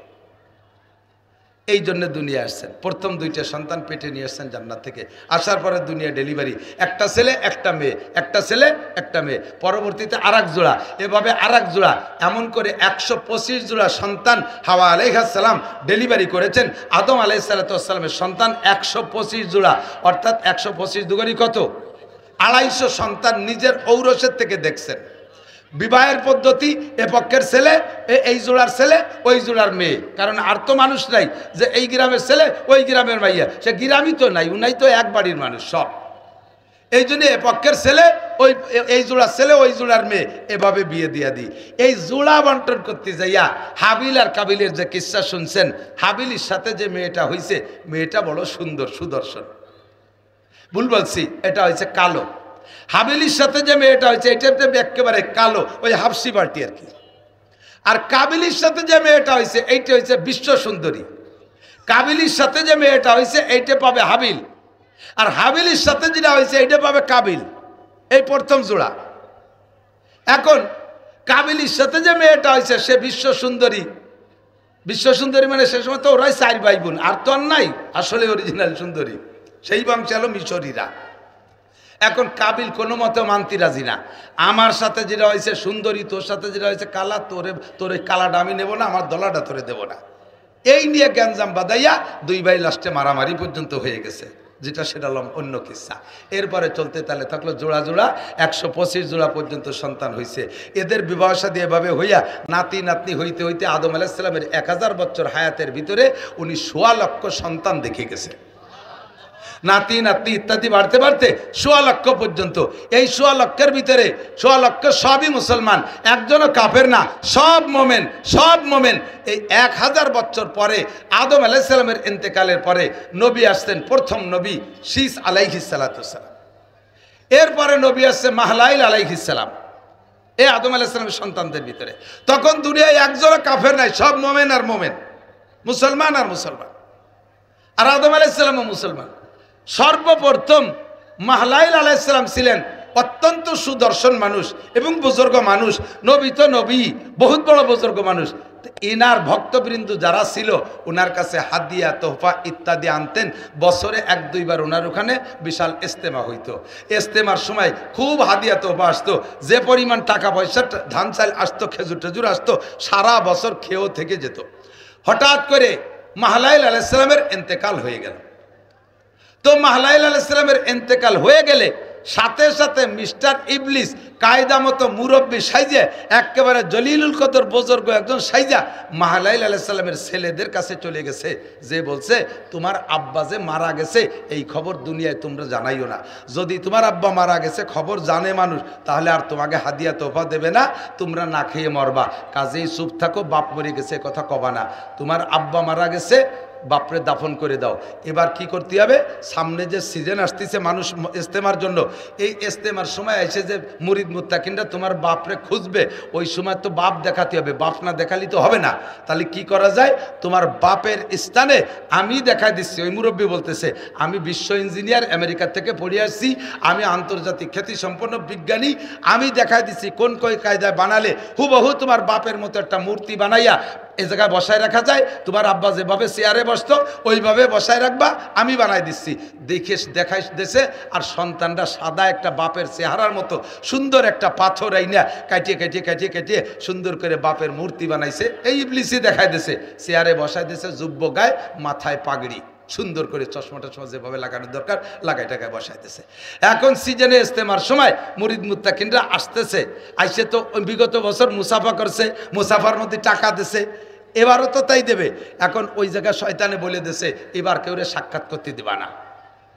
খুব খেয়াল, শয়তান ইন্নাহু লাকুম আদুউম মুবিন। আব্বা যে আদম আলাইহিস সালামের জান্নাত থেকে বের করছে, আর দুনিয়ায় মূর্তি পূজার সূচনা কিভাবে করে দেখেন। এবার মাহলাইল আলাইহিস সালামের মূর্তি বানাইয়া সুন্দর করে বসাই দিয়ে মুরিদ মুত্তাকিনদেরকে দাওয়াত দিয়েছে, আসো মাহলাইলের সাথে ইস্তেমা। ওই শয়তানি এবার এলান করে বেড়াইছে, ও পোস্টারিং মাইকিং হ্যান্ডেলিং সবও করে বেড়াইছে। লোকজন আসছে, বহুত লোক আসছে। আসার পর এখন মাহলাইলের সাথে মুসাফা করবে। ও গেটে থেকে বলছে, হুজুর এবার খুব অসুস্থ, হুজুর ক্লান্ত, হুজুরের সাথে মুসাফা করা যাবে না, আগামী বর্ষে মুসাফা করবা। এই জায়গা তোমরা হাদিয়া রেখে যাও, হুজুর খুশি হবে। হুজুরের কাছে মুসাফা করলে হুজুর হলো ক্লান্ত হবে, বদদোয়া দেবে। এই কয়ে কয়ে মানুষদেরকে বিদায় দিছে, হাদিয়ার টাকা সব গোছায় গোছায় রাখছে, এখানে জমা করছে। মাহফিল শেষ, ইস্তেমা শেষ, লোকজন চলে গেছে। এবার শয়তানে যাইয়া সারা দুনিয়ায় ভিন্ন প্রচার দিছে, এই ভিন্ন রূপ ধারণ করে। আগে তো ওই দিন পিসাব সেজে গেছে, হুজুরের খলিফা সেজে বসছে, আর আজকে অন্য রূপ ধারণ করে বলছে, এই মাহলাকে মারা গেছে, তার ছেলেরা ওই জায়গা মূর্তি একটা বানাইয়ে সেই জায়গা বাপ সাজাইয়ে জামা কাপড় পরায় বসাই তুইছে, তাই তোকে মুসাফা করতে দেয়নি, তাই তোকে মুসাফা করতে দেই নেই। কি কয়, হুজুর মারা গেছে আর আমাকে দেখা করতে দেই নেই, এভাবে মূর্তি বানাই আমাকে কালেকশন করছে। এরপরে নিজে নিজে দেখছে যে যদি এরকম ঘটনা ঘটে তাহলে তো জায়গার কেউ যাবে না, তাদেরকে আবার ভিন্ন ভিন্ন বাড়ি বাড়ি যে তশকিল করছে। আরে মানুষ তো মরিয়ে যাবে, আদম আলাইহিস সালাম গেছে, শীস আলাইহিস সালাম গেছে, কত মানুষ চলে গেছে, আরও তোমরাও মরবা, মাহলাইলও মরছে, তাতে মন খারাপের দরকার নেই। একটা মূর্তি বানাইছে, তারে দেখলে তো তোমাদের মাহলাইলের কথা মনে পড়ে, কাজে ও জায়গা মাহলাইলের প্রতি অনাস্থার দরকার নেই। তবে একটা কাজ করতে পারো, যেহেতু অরিজিনাল মাহলাইল মারা গেছে আর মাহলাইলের স্থানে মূর্তিরে তোমরাই সম্মান করতেছো, তাহলে ও জায়গা যাইয়ে মাহলাইল বা সেই মাহলাইল যে শ্রদ্ধা না করে তোমরা প্রত্যেকে বাড়ি একটা মাহলাইল বানায় নাও, প্রত্যেকের বাড়ি একটা মাহলাইল বানায় নাও। সবাই দেখছে যে সুন্দর কথাই তো কইছে, তা মূর্তি মাহলাইলের শ্রদ্ধা করতে তাকে বাড়ি যাবো কে, তাহলে আমরা একটা বানাই। এই শুরু হলো মাহলাইল বানানো। দুনিয়ায় সর্বপ্রথম মূর্তি পূজার সূচনা এখান থেকে শুরু হয়ে গেছে। এরপরে শয়তান মন্দির টন্দির বানাইয়া বিভিন্ন যে বড়রা যখন মারা যায় তাদের একটা মূর্তি বানাইয়া এই পুজোর সিস্টেম তৈরি করেছে। সর্বপ্রথম আদম আলাইহিস সালাম আমাদের আব্বাজি, ওনার থেকে নিয়ে 1000 বছরের ভিতরে পৃথিবীতে কোনো মূর্তি পূজা ছিল না। কথা বলেন ঠিক ঠিক না? ও দোস্ত, আমাদের আল্লাহর কোনো রূপরেখা আমরা জানি না যে তার একটা মূর্তি বানায় আমাদের পূজা করতে হবে। আমরা কলেমা পড়েছি, বলেন আমানতু বিল্লাহি কামা হুয়া বিআসমাইহি ওয়া সিফাতিহি ওয়া কাবিলতু জামিআ আহকামিহি ওয়া আরকানিহি। কলেমা ইমানে মুজমাল। এই কলেমার নাম কি? ইমানে মুজমাল। কি পড়েছেন জানেন?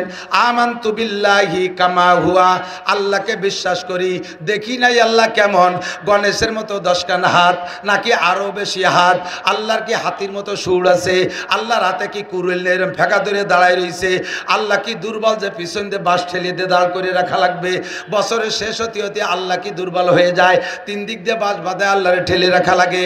আল্লাহর কি রং আছে বছরের শেষে উঠা যায়। আল্লাহ কয় সিবগাতাল্লাহি ওয়া মান আহসানু মিনাল্লাহি সিবগা। আরে তোদের দুনিয়ার মূর্তিদের রং আছে, ওই রং বছরের শেষ হতে হতে থাকে না, মিস্টেরিয়ানের রং দেয়া লাগে। সিবগাতাল্লাহি ওয়া মান আহসানু মিনাল্লাহি সিবগা। আমি আল্লাহর রং আছে, তবে আমার রং ওঠে না। আমার রং কেমন তা তোরা জানিস না। আমাকে এক বাক্যে বিশ্বাস কর, কামা হুয়া, ওই আল্লাহকে বিশ্বাস করি যেমন আল্লাহ তেমনই। বলেন যেমন আল্লাহ তেমনই। তার কোনো রূপরেখা আমার জানার দরকার আছে? আছে। আল্লাহর আব্বা কিরা জানার দরকার আছে? আল্লাহর মা কেটা জানার দরকার আছে? আল্লাহর সৃষ্টিকর্তাকে জানার দরকার আছে? আরে আমার সৃষ্টিকর্তা আল্লাহ, তাই আমি জানলেই যথেষ্ট। আমার আল্লাহর সৃষ্টিকর্তা জানার দরকার আমার নাই, আমার নাই। ঠিক না? আল্লাহ পাক রব্বুল আলামিন আমাদেরকে দুনিয়ায় পাঠিয়েছেন, আমাদেরকে জান্নাত থেকে পাঠাইছে। আব্বাজির বাড়ি জান্নাত, মার বাড়িও জান্নাত। বাপের সূত্রে যে সম্পদ পায়, সম্পদের নাম হলো পৈতৃক সম্পদ, নাকি বলেন? আর মাম বাড়ির থেকে, নানা বাড়ির থেকে মায়ের সূত্রে যে সম্পদ পায় তার কয় মাতুল সত্য। ঠিক কি ঠিক না? তাহলে আব্বাজির বাড়িও জান্নাত, মার বাড়িও জান্নাত।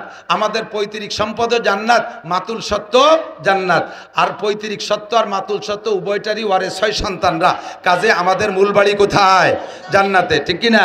এই জান্নাতে যাওয়ার জন্য আল্লাহ পাক রব্বুল আলামিন দুনিয়ার থেকে জান্নাত কামাই করে নেওয়ার জন্য আমাদেরকে পরামর্শ দিয়েছে। দুনিয়ার থেকে কামাই করে, ভাই আমার দিক তাকান, দুনিয়ার থেকে কামাই করে নিতে হবে। এখন কামাই করব কোনভাবে, কি পদ্ধতিতে, এইটা তো আমার জানা নাই। ইচ্ছে মতো মন গড়া আমি দুনিয়া জান্নাত কামাই করার সিস্টেম তৈরি করলাম, অরিজিনাল ওইটা সিস্টেম না, তাহলে আমার হবে না। কাজেই জান্নাত কামাই করার জন্য পদ্ধতি যেটা, এর এলেম আমাকে শিখতে হবে। কথা কয় না? এলেম আমাকে না জানা, যদি সিস্টেম না জানি তাহলে ভালোবাসতে যে মেরে ফেলানো হয়। ছোট ছোট ভাই বোনের দিক তাকান, ছোট ছোট ভাই বোন অনেক ফ্যামিলিতে আছে, খুব ঘন সন্তান হয়, বছরে একটা। ওই বাড়ি খুশি হয়েছে, সুবহানাল্লাহ। বছরে একটা, হ্যাঁ বলেন সুবহানাল্লাহ, আলহামদুলিল্লাহ। কোটি কোটি টাকার মালিক, কত ডাক্তার দেখাইলো দেশ বিদেশ ঘুইরা, একটা সন্তানও হওয়াতে পারতেছে না। গরিব মানুষ ভিক্ষা করে খায়, আল্লাহর রহমতে বছরে বছরে একটা পায়। এটা আল্লাহর নিয়ামত, ঠিক কি না? ও দোস্ত, আল্লাহ কষ্ট হয়ে যাচ্ছে। আমাদেরকে আল্লাহ পাক রব্বুল আলামিন সন্তান দেয়, বলি শুকর আদায় করি আলহামদুলিল্লাহ। তো এমন ঘন ঘন করিয়া প্রত্যেক বছরে একটা বাড়িও আমি দেখছি। তো যেটা একেবারে লাস্ট ওটা বসা শিখছে, তার ইমিডিয়েটলি বড় যেটা সেটা আটা শিখছে, তার চেয়ে বড় যেটা সেটা আর একটু আটা শিখছে, একটু দৌড়ানো শিখছে, নাক দিয়ে শিয়েন পড়ে। তার বড়টা হয়তো কেবল স্কুলে একটু যাইতে পারে। এইভাবেই 6, 7, 8, 10টা হয়ে গেছে। তো এখন বাপে বাইরের থেকে কিছু খাবার তা আনলে, এই যেটা বাড়ি যারা থাকে ছোটরা ছেলে মেয়ে, বাপে খাবার তা আনলে কোনটা রাতে দেয় কোন? তো সবচেয়ে ছোটটা রাতে দেয়। সবাই ছোটটারে আদর করে, ভালোবাসে ছোটটারে। তো ছোটটারে যে কোলে করে, বাপের খাবারটা ছোট্টা রাতে দেশে যে কোলে করে ভাগপালি সে একটু পায়। এই জন্যে বাপে যখন কিছু খাবার তাই না ছোট্টারে দেয়, তাহলে ওই ছোটটারে কোলে করার জন্যই 2 নম্বরটা, 3 নম্বরটা, 4 নম্বরটা কাড়াকাড়ি করে, যে যেদিন বাগে পায় কোলে নিয়ে তার সাথে সেও খায়। কিন্তু ওর ইমিডিয়েটলি বড় যেটা আটা শিখছে, সে তো ছোট্টারে কোলে উঠতে পারে না, এই জন্য সে তেমন বাগে পায় না। এখন ও চিনতে পারছে, বুঝে শুনে যে তারই আমি ওর একটু কোলে আর শিখি। এখন দুটাই এত ঘন ঘন বাচ্চা হলে কিন্তু পেট বড় হয়ে যায়। হাসাই গোস্ত নাই, গলা শূন্য, পেট বড়। এখন ওই বসাটারও পেট বড়, আটাটারও পেট বড়। তো ওই কেবল যেটা হাঁটতে পারে, সে বসাটারে কোলে করতে গেছে, মোহাব্বত করে ভালোবেসে কোলে করতে, আর নিজের ছোটো ভাই কোলে করতে গেছে। তো ও কোলে কীভাবে করবো? ও তো সবে মাত্র হাঁটতে পারে, আর বসাটার গায়ে ফিরে 7, 8, 10 কেজি ওজন, বড় এক পেট, খায় একেবারে গাদাইয়া, সে তারে কীভাবে কোলে? তো কোলে করতে যাইয়ে ওর গলা টলা জড়াই ধরে বুহির সাথে এরম চিবিয়ে ধরছে, চিবিয়ে ধরে আটা দিয়েছে, ওদিকে পাও পাততলে পড়ে গেছে। একদিকে গলা চিবিয়ে ধরা, আর একদিকে পাও পাততলে। এইরকম যদি 2-3 মিনিট আটে, তাহলে ওটা মরবে না? এরা কি মারার জন্যে কোলে করছে না ভালোবাসার জন্যে? ভালোবাসার জন্য কোলে করছে, কিন্তু ভালোবাসার বয়সও হয় নাই, আর কোলে করার সিস্টেমও সে জানে না। এই জন্য ভালোবাসতে যে তার গলা টিপে মারা হবে। কতক্ষণ ঠিক না? দিনকে খুঁজে পাইতে হলে আপনাকে বয়সও হতে হবে। এজন্য আল্লাহ তাআলা ভালোবাসার বয়স ধার্য করছে সাবালেগ। সাবালেগের আগে শরীয়তের কোনো বিধান আপনার উপরে আল্লাহ তাআলা চাপাই দেয় নেই, শরীয়তের কোনো বিধান নাই। সাবালেগের হওয়ার পরে আপনার পর শরীয়তের বিধান আসছে। এবার আপনাকে ইসলামের পর আমল করতে হলে জানতে হবে, মানতে হলে জানতে হবে। বলেন মানতে হলে জানতে হবে। না জানিয়ে মানা যায় না। অনেকে নামাজ পড়েন, কি পড়েন আপনি আমার কাছে জবাব দিতে পারবেন না। এমন এমন মাসালা আছে যেই মাসালাগুলো না জানা থাকার কারণে আপনার সারা জিন্দেগির নামাজ পড়া হয়ে যাচ্ছে। খোদার কসম একটা মিনিটও জান্নাতে যেতে পারবেন না। নামাজ টোটাল না পড়লে এক ওয়াক্তের বিনিময়ে যেমন 200 কোটি, আরও 30 কোটি, আরও 40, খেয়াল করে নাই। আবার বলি, এক ওয়াক্ত যদি নামাজ মোটেই না পড়েন তার বিনিময়ে খোদার কসম একটা গুনাহও হবে না। আবারও বোঝে নাই, খেয়াল করে নাই।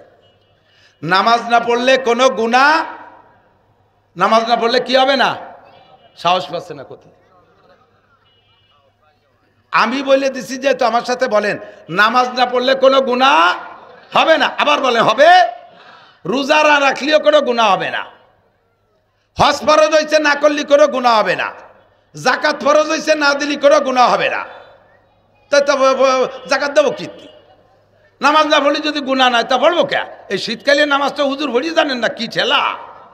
রাতে ফজরের সময় উঠাও যেমন কঠিন, ঠান্ডা পানিতে অজু বানানো তো হাত পা ভেঙে দিয়েছে, প্যারালাইসিস হয়ে যায়। আর সে নামাজ না পড়লে যদি গুনাহ নাই তা পড়বো কে? পড়েন না। কি হয় তাই শুনে নেন। নামাজ না পড়লে একটা গুনাহ হয় না। আবার একটু বুঝই কই, একটা বিড়ি খালি একটা কবিরা গুনাহ। মুখে 1000 দাড়ি আছে, একবার কাটিয়ে ফেললে 1000 কবিরা গুনাহ। একটা মিথ্যা কথা বলি একটা কবিরা গুনাহ। একবার জিনা করলে একটা কবিরা গুনাহ। এক গ্লাস মদ খাইলে একটা কবিরা গুনাহ। এক ওয়াক্ত নামাজ ছাড়লে কয়টা কবিরা গুনাহ কেউ বলতে পারবেন না। কি হয় কি তাই? এক ওয়াক্ত নামাজ ছেড়ে দিলে একটাও সগীরা কবিরা গুনাহ হয় না। হলো নামাজ ছুটে গেলে আপনার নামে বরাদ্দ করা আছে 230 কোটি 40 লক্ষ বছর জাহান্নামে পুড়তে হবে। গুনাহ হবে না একটাও।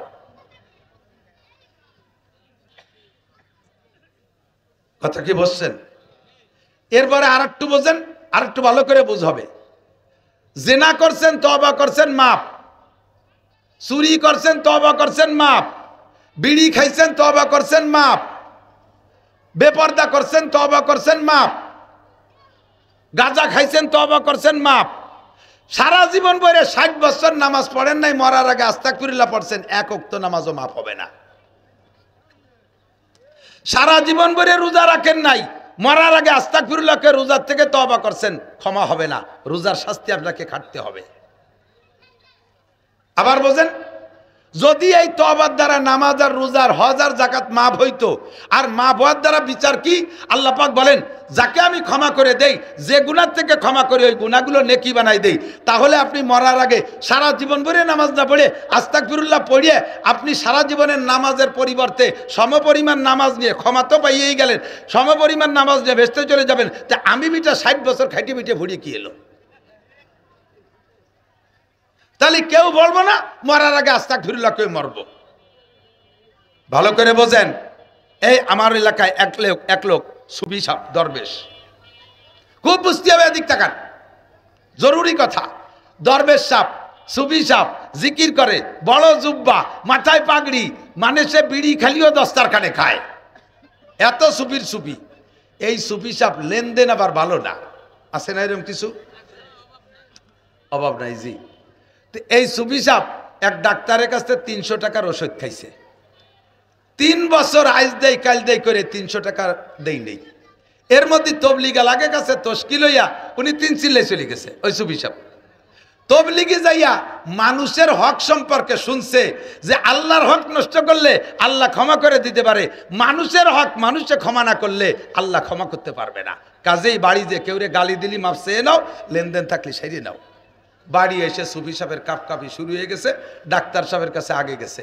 তো যাইয়া ওনার এ জায়গাও লেনদেন সার্ভের ভিতরে টাকা দেবে না, মাপ চার মধ্যে দিয়ে সেরিয়ে আসবে। এই হলো প্ল্যান। তো ডাক্তার সাহেব তো আজ থেকে প্রায় 30 বছর আগের কথা বলছি, 30, 35, 40 বছর আগের কথা। সেই আমলে 300 টাকার কত দাম। তো সেই সময় উনি টাকা না দিয়ে মাপের মাধ্যমে মাপসার মাধ্যমে সারিয়ে আসবে এই বলে যা ডাক্তারের সত্ত্বে 300টা মনেই রয়েছে। এখন ডাক্তার অপেক্ষায় রয়েছে কবে তারে পাই।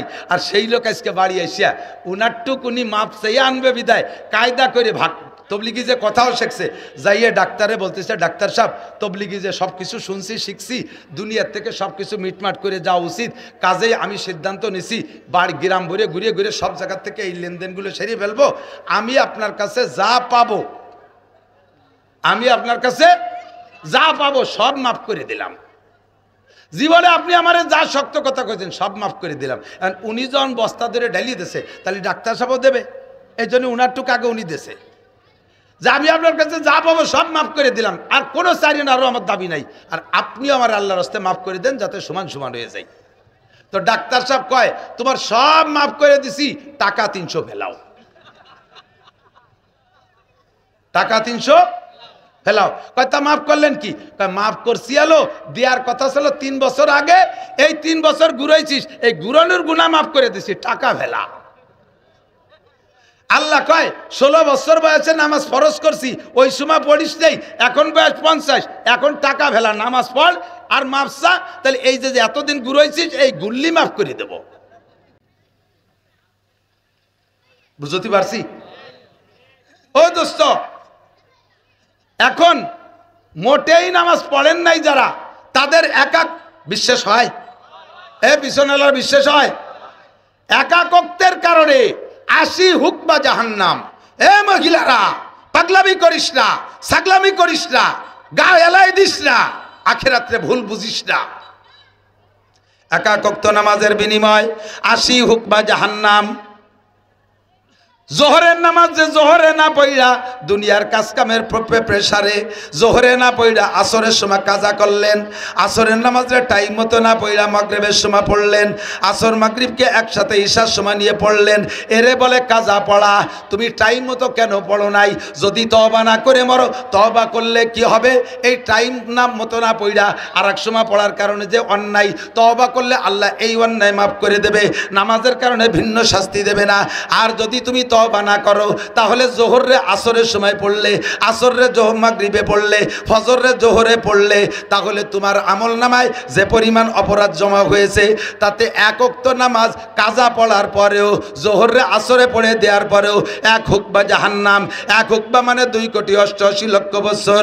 দোস্তরে, আর যদি নামাজ ছুটে যায় কোনোদিন তা পড়ে না দেন, 1 হুকবা 1 ওয়াক্তের বিনিময় 80 হুকবা জাহান্নাম। 80 হুকবারে 2,88,00,000 দিয়ে গুণ দেন, বের হবে 200 কোটি, আরো 30 কোটি, আরো 40 লক্ষ বছর। এ পর্যন্ত কথা শেষ নয়, আর একটু লক্ষ্য করেন। এবার আপনি যে নামাজ পড়ছেন ওই নামাজ পড়ার পরও নামাজ হয় নাই, নামাজ পড়ার পরও নামাজ হয় নাই, তাহলে কি হবে? কয় পড়ার পরও নামাজ ভুলের কারণে যদি না হয়, মোটো না পড়লে যেমন 1 ওয়াক্তের বিনিময়ে 230 কোটি 40 লক্ষ বছর, ভুল নামাজ পড়লো তোমাকে 230 কোটি 40 লক্ষ বছর। এবার ভুল হলো কিসে তা শুনে নেন। এই জন্য বলছি মজলিস ফিকিন একজনও নড়বেন না, কান লাগায় শুনবেন। 5-6টা মশলা বলে দেব, সময় আমার 8:30 পর্যন্ত। অত্যন্ত অসুস্থতার ভিতর দিয়ে কয়টা মশলা বলে মজলিসটারে দামি বানায় থুয়ে যাই। এদিক তাকান দোস্ত, যে কারণে নামাজ, যেসব কারণে নামাজ নষ্ট হয় তার ভিতরে 1 নাম্বার নামাজে অশুদ্ধ পড়া। ইন্টারভিউ নেব, মাঠ খালি হয়ে যাবে, সামনে দিয়ে একজনের জিজ্ঞেস করতে, তুই পিছন দিয়ে সব সাইডিয়ে ভয় নাই, জিজ্ঞেস করতেছি না। চেহারা দেখে টের পাই, যে যার ব্যবসা করে সে তার মাল দেখলি বোঝে, এটা কথা কই না? যে যার ব্যবসা করে সে তার মাল। আমি মাল দেখলি চিনি। যখন একটা দাঁড়িয়ে হয়েছে সেই সময় তো ইমামতি হরি, কত ডাটের ছবি সাপ দেখলাম, 3 খেতায় দিয়ে পাগড়ি বান্ধা, 43 বন্ধের জুব্বা একটা গায়ে, ঘাড়ের উপরে যায় নামাজ, বগলের দস্তারখান, বিড়ি খালিও দস্তারখানে খায়, হাতে কোড়া লাঠি, হাতে 500 দানার তসবি, কানের মধ্যে মেসক গুজা, দাড়ির মধ্যে খিলেল গুজা, বাবের আর অভাব নাই। আলহামদুলিল্লাহ জিজ্ঞেস করছি, গালে প্যারালাইছে, সে শিখেছে কতি পারে না। দোয়া কুনুত জিজ্ঞেস করছি, কয় সে সময় কুলুসুরো পড়ি। দোয়া কুনুতির জায়গা কুলুসুরো পড়ে, দোয়া কুনুতির জায়গা কুলুসুরো পড়লে নামাজ হবে? এই জলের ভিতরে হলুদের পরিবর্তে হলুদ নাই বিধায় একটু লবণ বেশি এনে দিলেন, খাওয়া যাবে? লবণের জায়গা যদি হলুদ বেশি এনে দেন, লবণ না একটু হলুদ দিয়ে সেটুকু মেকআপ করে দেই, হবে? খাওয়া যাবে? তাহলে একটার জায়গা আরেকটা দিলে যেমন হয় না, দোয়া কুনুতের জায়গা দোয়া কুনুত ছাড়া কুলুসুরও দিলেও হয় না। কাজে আপনাকে এটা শিখতে হবে। দুনিয়ার সব কিছু জানলেন, আইএ পড়লেন, বিএ পড়লেন, এমএ পড়লেন, ইংরেজি জানেন, অঙ্ক জানেন, বাংলা জানেন, পর্সা জানেন, দলিল জানেন, এসএ জানেন, বিআরএস জানেন, এসিএস জানেন, কত কিছু শিখলেন। আপনি জমিখাত মাপা শিখলেন, আপনি আল্লাহর কোরআনটা মাপা শিখলেন না কে? আপনি কোরআনটা পড়া শিখলেন না কে? মমতাজের কণ্ঠে গান গায়, দেই যে বুড়ো, আর বাবা বুড়ো ধান কাটে আর জাকি কুটি কুটি জাকি, লক্ষ্য করে শুনি যে মমতাজের গান গাইছে, বুকটা ফাটে যায়, এই ছোট ছোট জাকি দেয়। বুড়ো লালন সার গান গায়, বিজয় সরকারের গান গায়, একেবারে হুবহু জাকিতি কণ্ঠে মিল। এই পৃথিবী, এই সময় একটু গান এরম দিতে হয়, এই পৃথিবী যেমনই আছে তেমনই পড়ে রবে।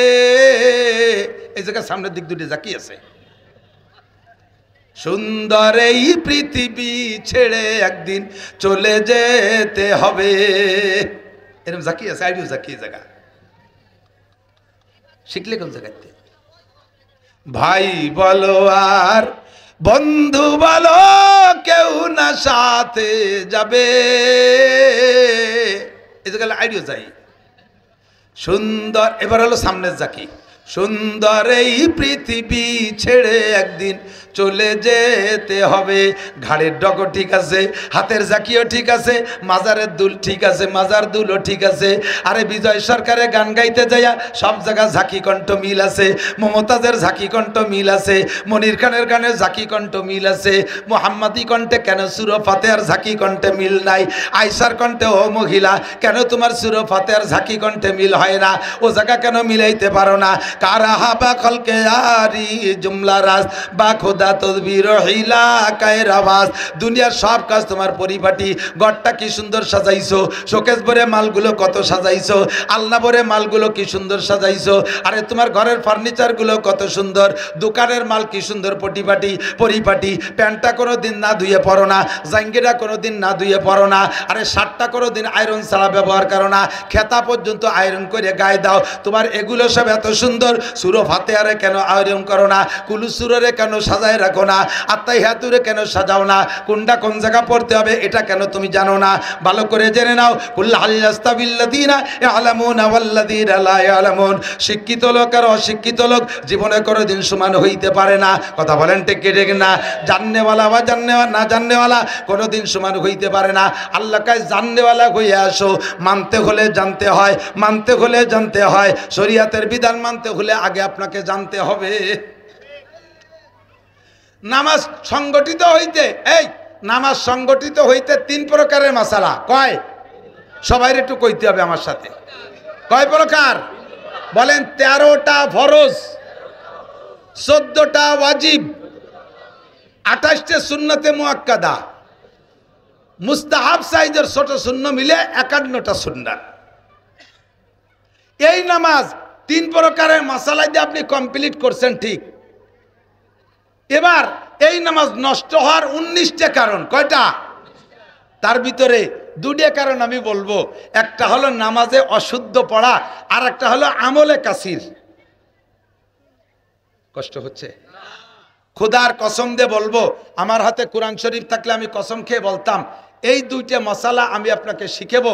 কিসসা কাহিনী আর ইত্যাদির ওয়াজ 1 লক্ষ বছর করলে আর শুনলে যেই নাকি হবে, তার চাইতে এই 2টা মশালার ওয়াজ শুনলে আপনার বেশি নাকি হবে। আর এই 2টা মশালা না জানা থাকার কারণে বহুজনের নামাজ নষ্ট হয়। 1 নম্বরে পড়া অশুদ্ধ। আপনি নামাজের ভিতরে প্রথম যে তাকবীরটা দেবেন, প্রথম তাকবীর বলেন তো।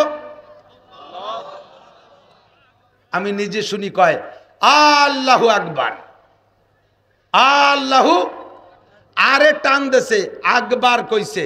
কি কইছেন জানেন? আল্লাহু আকবার। এ আল্লাহ কি সবচাইতে বড় উশৃঙ্খল? আল্লাহ কি সবচেয়ে বড় বেয়াদব? এই আপনি হলো জিজ্ঞেস করতেছেন। আপনি যা বলছেন তার তর্জমা হয়েছে কি? আল্লাহু আকবার। এ আল্লাহ কি সবচেয়ে বড় বেয়াদব? আপনারা কি এই জায়গায় দাঁড়ায় এই কথা বলা হয়েছে, নাকি আল্লাহ সবচেয়ে বড় এই কথা বলা হয়েছে? আল্লাহ সবচেয়ে বড় এই বলতে আপনাকে বলা হয়েছে, বলবেন আল্লাহু আকবার। আরে টান দেবেন না, আকে টান দিলি যদি আকবারও বলেন তর্জমা হবে কি আল্লাহু আকবার, তর্জমা হবে আল্লাহ কি বড়। আমার তো মনে হয় না যে আল্লাহ গণেশের চেয়ে বড়।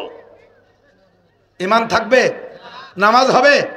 এবার আল্লাহু আকবার তর্জমা বাতিল, নামাজ হই নেই। শুধু কিরাত না, এই সমস্ত জায়গা একামত তো শুনি। আর আজান দেওয়ার জন্য দাঁতে দাঁড় দিয়ে ঠোঁটে লিপস্টিক মাখায় ঘরে আজান দেবে, আজানের কসু শেখে নাই কোনোদিন, জীবনে কোনোদিন শুদ্ধ করে আজান শিখবে না। আবার আজানটা দেবে, একামতটা দেবে, শুদ্ধ কেউ দিলি কয় আপনি কি এই মসজিদের মুসল্লি নাকি, আপনি কি মুয়াজ্জিন নাকি, আমি এই জায়গায় 30 বছর মুয়াজ্জিনি করি। তুমি তো 30 বছর আকাম করো দাঁড়ায় দাঁড়াইয়া, তুমি 30 বছর এই জায়গায় দাঁড়ায় দাঁড়ায় আকাম করছো, আজকে একটা কাম করে দিলাম তাই তোমার খারাপ ঠেকতেছে। একামত শুদ্ধ না করে কখনো দিতে যাবেন না। মসজিদের ইমাম সাহেব কিরাত ভালো করে শুদ্ধ না করে ইমামতি করতে যাবেন না। আপনার অশুদ্ধ কিরাতের কারণে আপনার নামাজ হয় নাই, পিছনে যত মুসল্লি আছে কের নামাজ হয় নাই। কিয়ামতের ময়দানে এই মাদারীপুর এলাকার, মুকশেদপুর এলাকার বিদেশি টাকা খাইয়ে খাইয়ে পেটটা তো ভালোই মোটা বানাইছেন, পেটের মধ্যে ফেরেশতারা হাত ঢুকাই দিয়ে বের করে কয় টাকা খাইছেন। দেশের মানুষের ভুল নামাজ পড়াই দিয়ে টাকা খাইছেন আপনি। নামাজটাকে শুদ্ধ করেন। ইমাম সাহেব যাদের কিরাত গলত আছে তাড়াতাড়ি কিরাত শুদ্ধ করে আসেন। 1 নম্বরে তাকবীরে তাহরিমা, এখানে শুদ্ধ হতে হবে। এইটা আর আরেকটা মাসালা এই জায়গা থেকে শুনে নেন, এদিক তাকান। প্রথম ইমাম সাহেব যে তাকবীর বলে ওই তাকবীরের সাথে আপনিও তাকবীর বলবেন। অনেকে আছে মুখ বন্ধ করে খালি হাত কানে দেয়।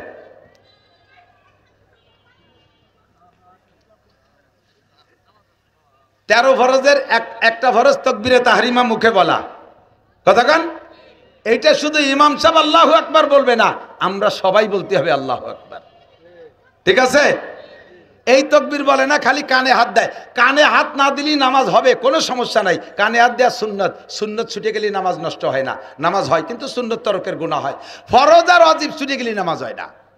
কাজেই আপনাকে এই ফরজ তাকবীরটা, এরপরে উঠতে বসতে যে তাকবীরগুলো এগুলো বলা সুন্নাত, না বললে নামাজ হয়ে যাবে, বললে নামাজ পূর্ণ হবে। কথা কি বোঝা গেছে? এবার কিরাতটা অশুদ্ধ আছে, যাদের কিরাত অশুদ্ধ পায়ে ধরি। আপনারা আমি পায়ে ধরি, কিয়ামতের ময়দানে আমি বলতে পারবো আল্লাহ আমি পায়ে ধরে কইছি, একটু আসেন কোরআন শরীফ পড়া শেখেন। নইলে এই শীতকালে অজু এত সময় নষ্ট করে নামাজ পড়তেছেন। আল্লাহর 99 নামের কসম, 1 কোটি বার কসম খেয়ে বললাম, যারা ভুল কিরাতে নামাজ পড়ছেন 1 মিনিটও ভেস্তে যেতে পারবেন না, নামাজে আপনাকে বাঁচাইতে পারবে না। আপনার নামাজের কারণে আপনাকে প্রত্যেক ওয়াক্তের বিনিময়ে 230 কোটি 40 লক্ষ বছর জাহান্নামে পোড়া লাগবে। কয় যদি পড়িয়ে নামাজ পড়ার পরেও যদি না হয় তাই আর পড়িয়ে কি হবে? তাহলে বাদ দিই, তাহলে কি বাদ দেবেন, নাকি যেভাবে পড়লে নামাজ হয় সেভাবে ওয়াতি চেষ্টা করতে হবে? চেষ্টা করতে হবে না? এখন চেষ্টা কি আমি বলে দেই। যাদের বয়স 60-70 বছর হয়েছে, একদিন যে নামাজ পড়ছেন ভুল কিরাত দিয়ে, কিচ্ছু হয়নি, আমল নামায় লেখাই হয়নি। বস্তা বই এক জায়গায় পচা ছিঁড়া বস্তার মধ্যে গাদি দিয়ে তুই দিছে, তাহলে কি হবে? তাহলে একদিন থেকে খাইটি পিঠে কি হলো? এখন বাঁচার ছোট্ট একটা উপায় হলো, আজকে এই জায়গা থেকে পাক্কা প্রতিজ্ঞা করতে হবে যে আমি মরার আগে শুদ্ধ করে কোরআন শরীফ পড়া শিখবই। এই নিয়ত করেন এই জায়গা থেকে। আর কাল সকালবেলা আমি একখান কায়দা কিনে হুজুরের সাথে যোগাযোগ করব, মরার আগে কোরআন শরীফ পড়া শিখবই। এই পাক্কা প্রতিজ্ঞা করে এখন নিয়ত করে ফেলেন, সকালবেলা কায়দা কিনে মাদ্রাসায় আসবেন। এই নিয়তটা করে আপনি বাড়ি গেছেন, রাতের বেলা আপনি মরে গেছেন, মারা গেছেন, আল্লাহ তাআলা এই নিয়তের ওসিলায় বিগত 60 বছরের ভুল নামাজরে শুদ্ধ করে খাতায় লিখে দেবে। এই একটা মাত্র।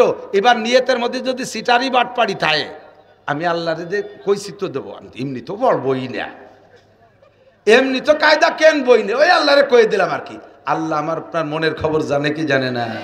ভালো করে জানেন। এই ইমাম সাহেবরা সময় কম, এই জন্যই মাথায় মাথায় মারাত্মক 2-3 কেউ চলে যাচ্ছে। এদিক তাকান, ইমাম সাহেবরা কিরাত পড়বেন, মুরব্বী সবাই সবাই সবাই সবাই এদিক, ভেরি ভেরি ইম্পর্টেন্ট, অত্যন্ত জরুরি।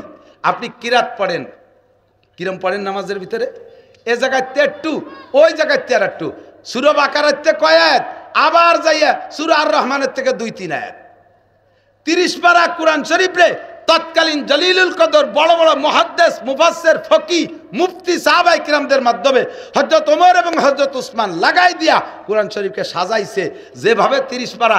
এই আমরা এখন পড়ি, হুজুর সাল্লাল্লাহু আলাইহি ওয়াসাল্লাম এইভাবে পড়ছেন না কোনভাবে পড়ছেন সেটা আল্লাহর রাসূল জানেন। সাহাবায়ে কিরামরা এভাবে সাজাইছেন কেন? সূরার নাজিলের দিক দিয়ে, অবতরণের দিক দিয়ে, শরীয়তের মাসালার দিক দিয়ে মিল করিয়া, শরীয়তের মাসালার দিক দিয়ে মিল করে, তরজমার দিক দিয়ে মিল করে, ঘটনার দিক দিয়ে মিল করে, অনেক কিছু মিলাইয়া এভাবে সাজাইছে। শুরুতে সূরা ফাতিহা রাখছে, এরপরে বাকারা, এরপরে আল ইমরান, এরপরে নিসা, এইভাবে যাইতে যাইতে সূরা ফালাক, সূরা নাস শেষ করছে। এদিক তাকান, আমপাড়ায় যাইয়া একটা সূরার নাম সূরা ফিল, আলাম তারা, কতক্ষণ আলাম তারা। দ্বিতীয় তারপরে সূরার নাম কি? লিলাফি কুরাইশ। খুব বোঝার জন্য বলতেছি, খেয়াল করতেছেন না আপনারা? এদিক তাকান। মাগরিবের নামাজ আজকে ইমাম সাহেব আমি ডাকে বলছি, কষ্ট পেয়েন না ইমাম সাহেব, তার আমি শিখাই দিছি। কিরাত পড়ছে ইজা সামাউন ফাতারাতের থেকে প্রথম 4-5 আয়াত পড়ে নাই। ইজা সামাউন ফাতারাত ওয়া ইদাল কাওয়াকিবুন তাসারাত। ইমাম সাহেব কষ্ট পাবেন না, লজ্জা পাবেন না। আপনাকে সূত্র করে এই জায়গার সমস্ত মানুষ মাসালা শিখতে পারতেছে, আপনিও নাকি পাবেন ইনশাআল্লাহ।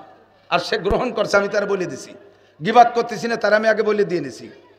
প্রথম রেখাতে পড়ছে ইজা সামাউন ফাতারাত ওয়া ইদাল কাওয়াকিবুন তাসারাত ওয়া ইদাল বিহারু ফুজ্জিরাত ওয়া ইদাল কুবুরু বুসিরাত ওয়া ইদাল কুবুরু বুসিরাত আলিমাত নাফসুম মা কদ্দামাত ওয়া আখখারাত। 5টা আয়াতের ভিতরে আল্লাহ বললেন তার বড় বড় কুদরত প্রকাশ করছে। ইজাস সামাউন ফাতারাত, যখন আসমান ফেটে যাবে, ওয়াইদাল কাওয়াকিবুন তাসারাত, তারকাগুলো ছিটে ছিটে পড়ে যাবে, ওয়াইদাল কুবুরু বুসিরাত, কবরের থেকে মানুষ বের হয়ে যাবে। তারপরে ওয়াইদাল বিহারু, ইজাস সামাউন ফাতারাত ওয়াইদাল কাওয়াকিবুন তাসারাত ওয়াইদাল বিহারু ফুজ্জিরাত, সাগরের পানি উতলে পড়বে, ওয়াইদাল কুবুরু বুসিরাত, আলিমাত নাফসুম মা কদ্দামাত ওয়া আখখারাত। আর ময়দানে মাহশারে মানুষ জানবে, সব মানুষ জানবে মা কদ্দামাত ওয়া আখখারাত, আগে পিছে কি তুমি পাঠায় আসছো, আগে পিছনে কি করছো, সামনে জন্য কি করে আসছো, এগুলো জানবা। আল্লাহ তার এই বড় কুদরতগুলো ব্যক্ত করে এরপরে বলতেছেন ইয়া আইয়ুহাল ইনসান, ইয়া আইয়ুহাল ইনসান মা গাররাকা বিরাব্বিকাল কারীম। তোর যেই রব এত কিছু করতে পারে, কোন জিনিসে তোর এত বড় মহা ক্ষমতাবান আল্লাহ তাআলাকে ভুলাই দিল তোর অন্তর থেকে।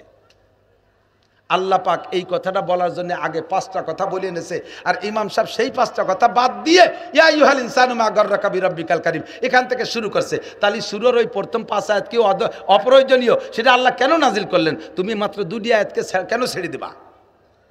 নামাজ হই নাই তা না, নামাজ হয়ে গেছে, কিন্তু তরজমার দিক দিয়ে মনের ভিতরে খুব খসখস করতেছিল। এরপরে আবার দেখলাম কয় আয়াত পড়ে যাইয়া এরপরে 2টি আয়াত পড়লে তরজমাটা পূর্ণ হয়, সেই 2টি আয়াত বাদ দিয়ে রুকুতে চলে গেছে। তখন আরো জ্বালা ঠেকতেছে। আল্লাহ কাজটা করলো কি, এই 2টি কথা হলি তো বিষয়টা আলোচনা কমপ্লিট হতো। তা না পড়ে এবার পড়ছে যে দ্বিতীয় রেখাতে লিলাফি কুরাইশ। মনে আছে নাকি? আজকের মাগরিব মনে আছে? বোঝেন নাই? আল্লাহ তাআলা কি বলছেন? যে ঘটনাটা ঘটাইছি, এটা ঘটাইছি কুরাইশদেরকে খুশি করার জন্য। তাহলে এ কথার দ্বারা বোঝা যায় আগে একটা ঘটনা আল্লাহ ঘটাইছে, সেই ঘটনাটা ঘটাইছে কি জন্য? কুরাইশকে খুশি করার জন্য। কেন? এই ঘটনাটা কি? নবী পাক সাল্লাল্লাহু আলাইহি সাল্লাম নবী হওয়ার আগে, হুজুরের জন্মেরও আগে বললে এই আসহাবে ফিলের ঘটনা। সে সময় কাবা ঘরের চাবি ছিল হুজুরের দাদা খাজা আব্দুল মুত্তালিবের কাছে। মক্কার কাফের কুরাইশ, মুসলমান একজনও নাই, কুরাইশটা কাবা ঘর পাহারা দিত। আব্রাহা বাদশা হাতি বাহিনী নিয়ে কাবা ঘরকে ধ্বংস করার জন্য গেছে। আল্লাহ তাআলা তৈরন আবাবিল, উড়ন্ত পাখি দিয়া সেই হাতিগুলোকে ধ্বংস করে দিয়েছে। ফাজআলাহুম কাসফিম মাকুল, খাওয়া ঘাসের মতো, ধানের মতো মাটিতে মিশিয়ে দিয়েছে। এই যে ঘটনাটা ঘটাইছে, এ সময় তো নবী নাই, এ সময় মুসলমান নাই, তাহলে এই ঘটনা ঘটাইছে কেন? লি ইলাফি কুরাইশ, কুরাইশদেরকে খুশি করার জন্য। আমি কি বুঝাতে পারছি আপনাদেরকে? তাহলে লি ইলাফি কুরাইশের যে তর্জমা, এইটা আগের সূরার সাথে সম্পৃক্ত না রে, মনে হয় বুঝতে পারিনি। টের পাইছেন? তাহলে এবার লিলাফি পড়তে জন্য বলেন আগে কোন সূরা পড়া লাগবে? আগে আলাম তারা পড়া লাগবে। না পড়লে অন্য সূরা পড়লে নামাজ হবে না তা না, কিন্তু আমি তা বলি নাই। তবে তর্জমাগত দিক দিয়ে মিল। আসহাবে ফিলের ঘটনাটা ঘটালাম কেন? লিলাফি কুরাইশ, কুরাইশদেরকে খুশি করার জন্য। আপনি আর এক জায়গাতে একটু পড়িয়ে এই জায়গাতে লিলাফি পড়ছেন। যারা তর্জমা বোঝে তাদের ভিতরে খুব একটা অস্থির লাগে। ছোট্ট একটা উদাহরণ মাঝে মাঝে বলি। উদয়পুর মাদ্রাসার নাম শুনছেন, মোল্লারহাট। উদয়পুর মাদ্রাসার পীর সাহেব ছিলেন শাহ সাহেব হুজুর রহমতুল্লাহ আলাইহি। তো তারাবির নামাজ পড়াইতেছে ওই মাদ্রাসার হাফেজ, একটা হাফেজ ছেলে, ছোট ছেলে, এ তর্জমা কোরআন জানে না। তো যারা তর্জমা বোঝে তারা তো পিছনে দাঁড়াইয়া এই তারাবির নামাজের তর্জমার মজা নিতে থাকে। আর বাইদিয়ে গেছে ওই দিন সূরা ইউসুফ, আর সূরা ইউসুফ তো সবার কাছেই মজা লাগে। আমরা তো তর্জমা বুঝি, হাফেজ সাহেবরা যেদিন সূরা ইউসুফ তিলাওয়াত করে ওই দিন আমি যদি পিছনে থাকি তাহলে আমারও ওই দিন তীর দিয়ে কোপ দিলে আমি টের পাই না। আমি এমনভাবে ঢুকে যাই, সূরা ইয়াসিনের মধ্যে ঢুকে যাই, সূরা আর রহমানের দিন ঢুকে যাই, সূরা কাহাবের ভিতরে আমি ঢুকে যাই, যে সূরাগুলো বেশি মজাদার। তো সূরা ইউসুফ যখন তেলাওয়াত করতেছে রমজানে তারাবির ভিতরে, তো হাফেজ সাহেব পড়তে পড়তে পড়তে পড়তে কত দূর যাইয়া তর্জমায় যেটা জানেন আর কি, ইউসুফ আলাইহিস সালামের ভাইরা ইউসুফরে কুয়োর মধ্যে ফেলালো, আছে না? এরপরে ঘটনার ভিতর দিয়ে 2-1 দিন পরে যাইয়া আবার পথিকরা এসে ইউসুফ আলাইহিস সালামের কুয়ার থেকে উঠাইলো। তো হাফেজ সাহেব পড়তে পড়তে ওই আয়াত পর্যন্ত গেছে যে ইউসুফ আলাইহিস সালামের ভাইরা তার কূপের ভিতরে ফেলাইলো। এরপরে হাফেজ সাহেব 4-5 আয়াত ভুলে গেছে। যে আয়াতগুলো ভুলে গেছে সেই আয়াতের মধ্যে হলে ইউসুফ আলাইহিস সালামের কুয়াতে উঠতে হবে, সেই কয় আয়াত বাদ দিয়ে আবার পরেরতে পড়তেছে। সালাম ফিরানোর পরে শাহ সাহেব হাফেজ সাহেবরে বলতেছে, হাফেজ সাহেব তোমার কি ইউসুফ আলাইহিস সালামের সাথে গ্যাঞ্জাম আছে নাকি? তুমি ইউসুফরে কুয়ায় ফেলাইলে উঠইলে তো না। কয় যে হুজুর আপনি তো হাফেজ না, টের পালেন কে রে? কয় তুই তো তেলাওয়াতের হাফেজ, আমি তো তর্জমার হাফেজ, আমার আজকে নামাজ হয় নাই, তুই ইউসুফ আলাইহিস সালামের কুয়ায় ফেলালি, কেন উঠে গেলি না? আবার সেই সুরো পড়াইছে, কয় আবার পড়ে ইউসুফরে কুয়াতে উঠো, নাহলে আমি নামাজ পড়তে পারতেছি না।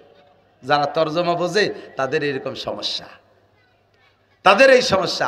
ওয়াইলুল্লি পড়লে পরের রেখাতে আলাম তারা পড়েন না, পড়লে নামাজ হবে না তা কিন্তু বলছি না আমি কোনো সময়, নামাজ হয়ে যাবে, তর্জমাগত দিক দিয়ে ব্যাসকম থেকে যায়। কারণ আলাম তারা পরে লিলাফি চায়, কুল আউযুবির ফালাকের পরে নাস চায়, ফালাক আর নাসের তর্জমা একই রকম। কুল আউযু বিরাব্বিল ফালাক, বলো তুমি আউযু বিরাব্বিল ফালাক, আসমানের মালিকের কাছে আমি ক্ষমা চাই। কুল আউযু বিরাব্বিল ফালাক মালিকিন নাস, এলা কি বলে কুল আউযু বিল ফালাক মিন শাররি মা ফালাক আমিন শাররি গাসিন, এটার ভিতরে আল্লাহর কাছে পানা চাওয়া। আবার সূরা নাসের মধ্যে কুল আউযু বিরাব্বিন নাস মালিকিন নাস, ওটার ভিতরে আল্লাহর কাছে আমি পানা চাই। দুইটা সূরামতির মিল আছে। খানিক দূরি থেকে এক কিরাত পড়ে দ্বিতীয় রিকাতে এসে পড়ে কুল আউযু বিরাব্বিল ফালাক, নাস বাদ দিয়ে থুইছে, অর্ধেক তর্জমা রয়ে গেল। আমি কি বুঝতে পারছি? যা যে যেখান থেকে জানেন পরপর পড়বেন, পরপর পড়বেন, ওইরকম আগাগুলা করবে না। এনতে টু এ জায়গাতে টু, ও জায়গাতে টু খোঁজ খাবলা, পৃষ্ঠা ঠিক রাখা, অথচ রুকু ঠিক নাই। একায়েত যাইয়া পৃষ্ঠা শেষ হয়ে গেছে অথচ রুকু শেষ হয় নাই। রুকুতে একটা বিষয় আলোচনা, পরের পৃষ্ঠায় একায়েত রয়ে গেছে, ওই আয়াতটা পড়লে এই রুকুর আলোচনাটা কমপ্লিট হয়। হাফেজ সাহেব তা পড়ে নাই, তখন তর্জমা জানওয়ালাদের ভিতরে মনে হয় যেন আমি নিজেই পড়িয়ে ফেলি সেইটুকু, এতটা জ্বালা শুরু হয়। কথা কি বোঝা গেছে? উলামায়ে কেরাম ইমাম সাহেব যারা আছেন কিরাতের দিকে লক্ষ্য করে কিরাত পড়বেন, এটা জরুরি।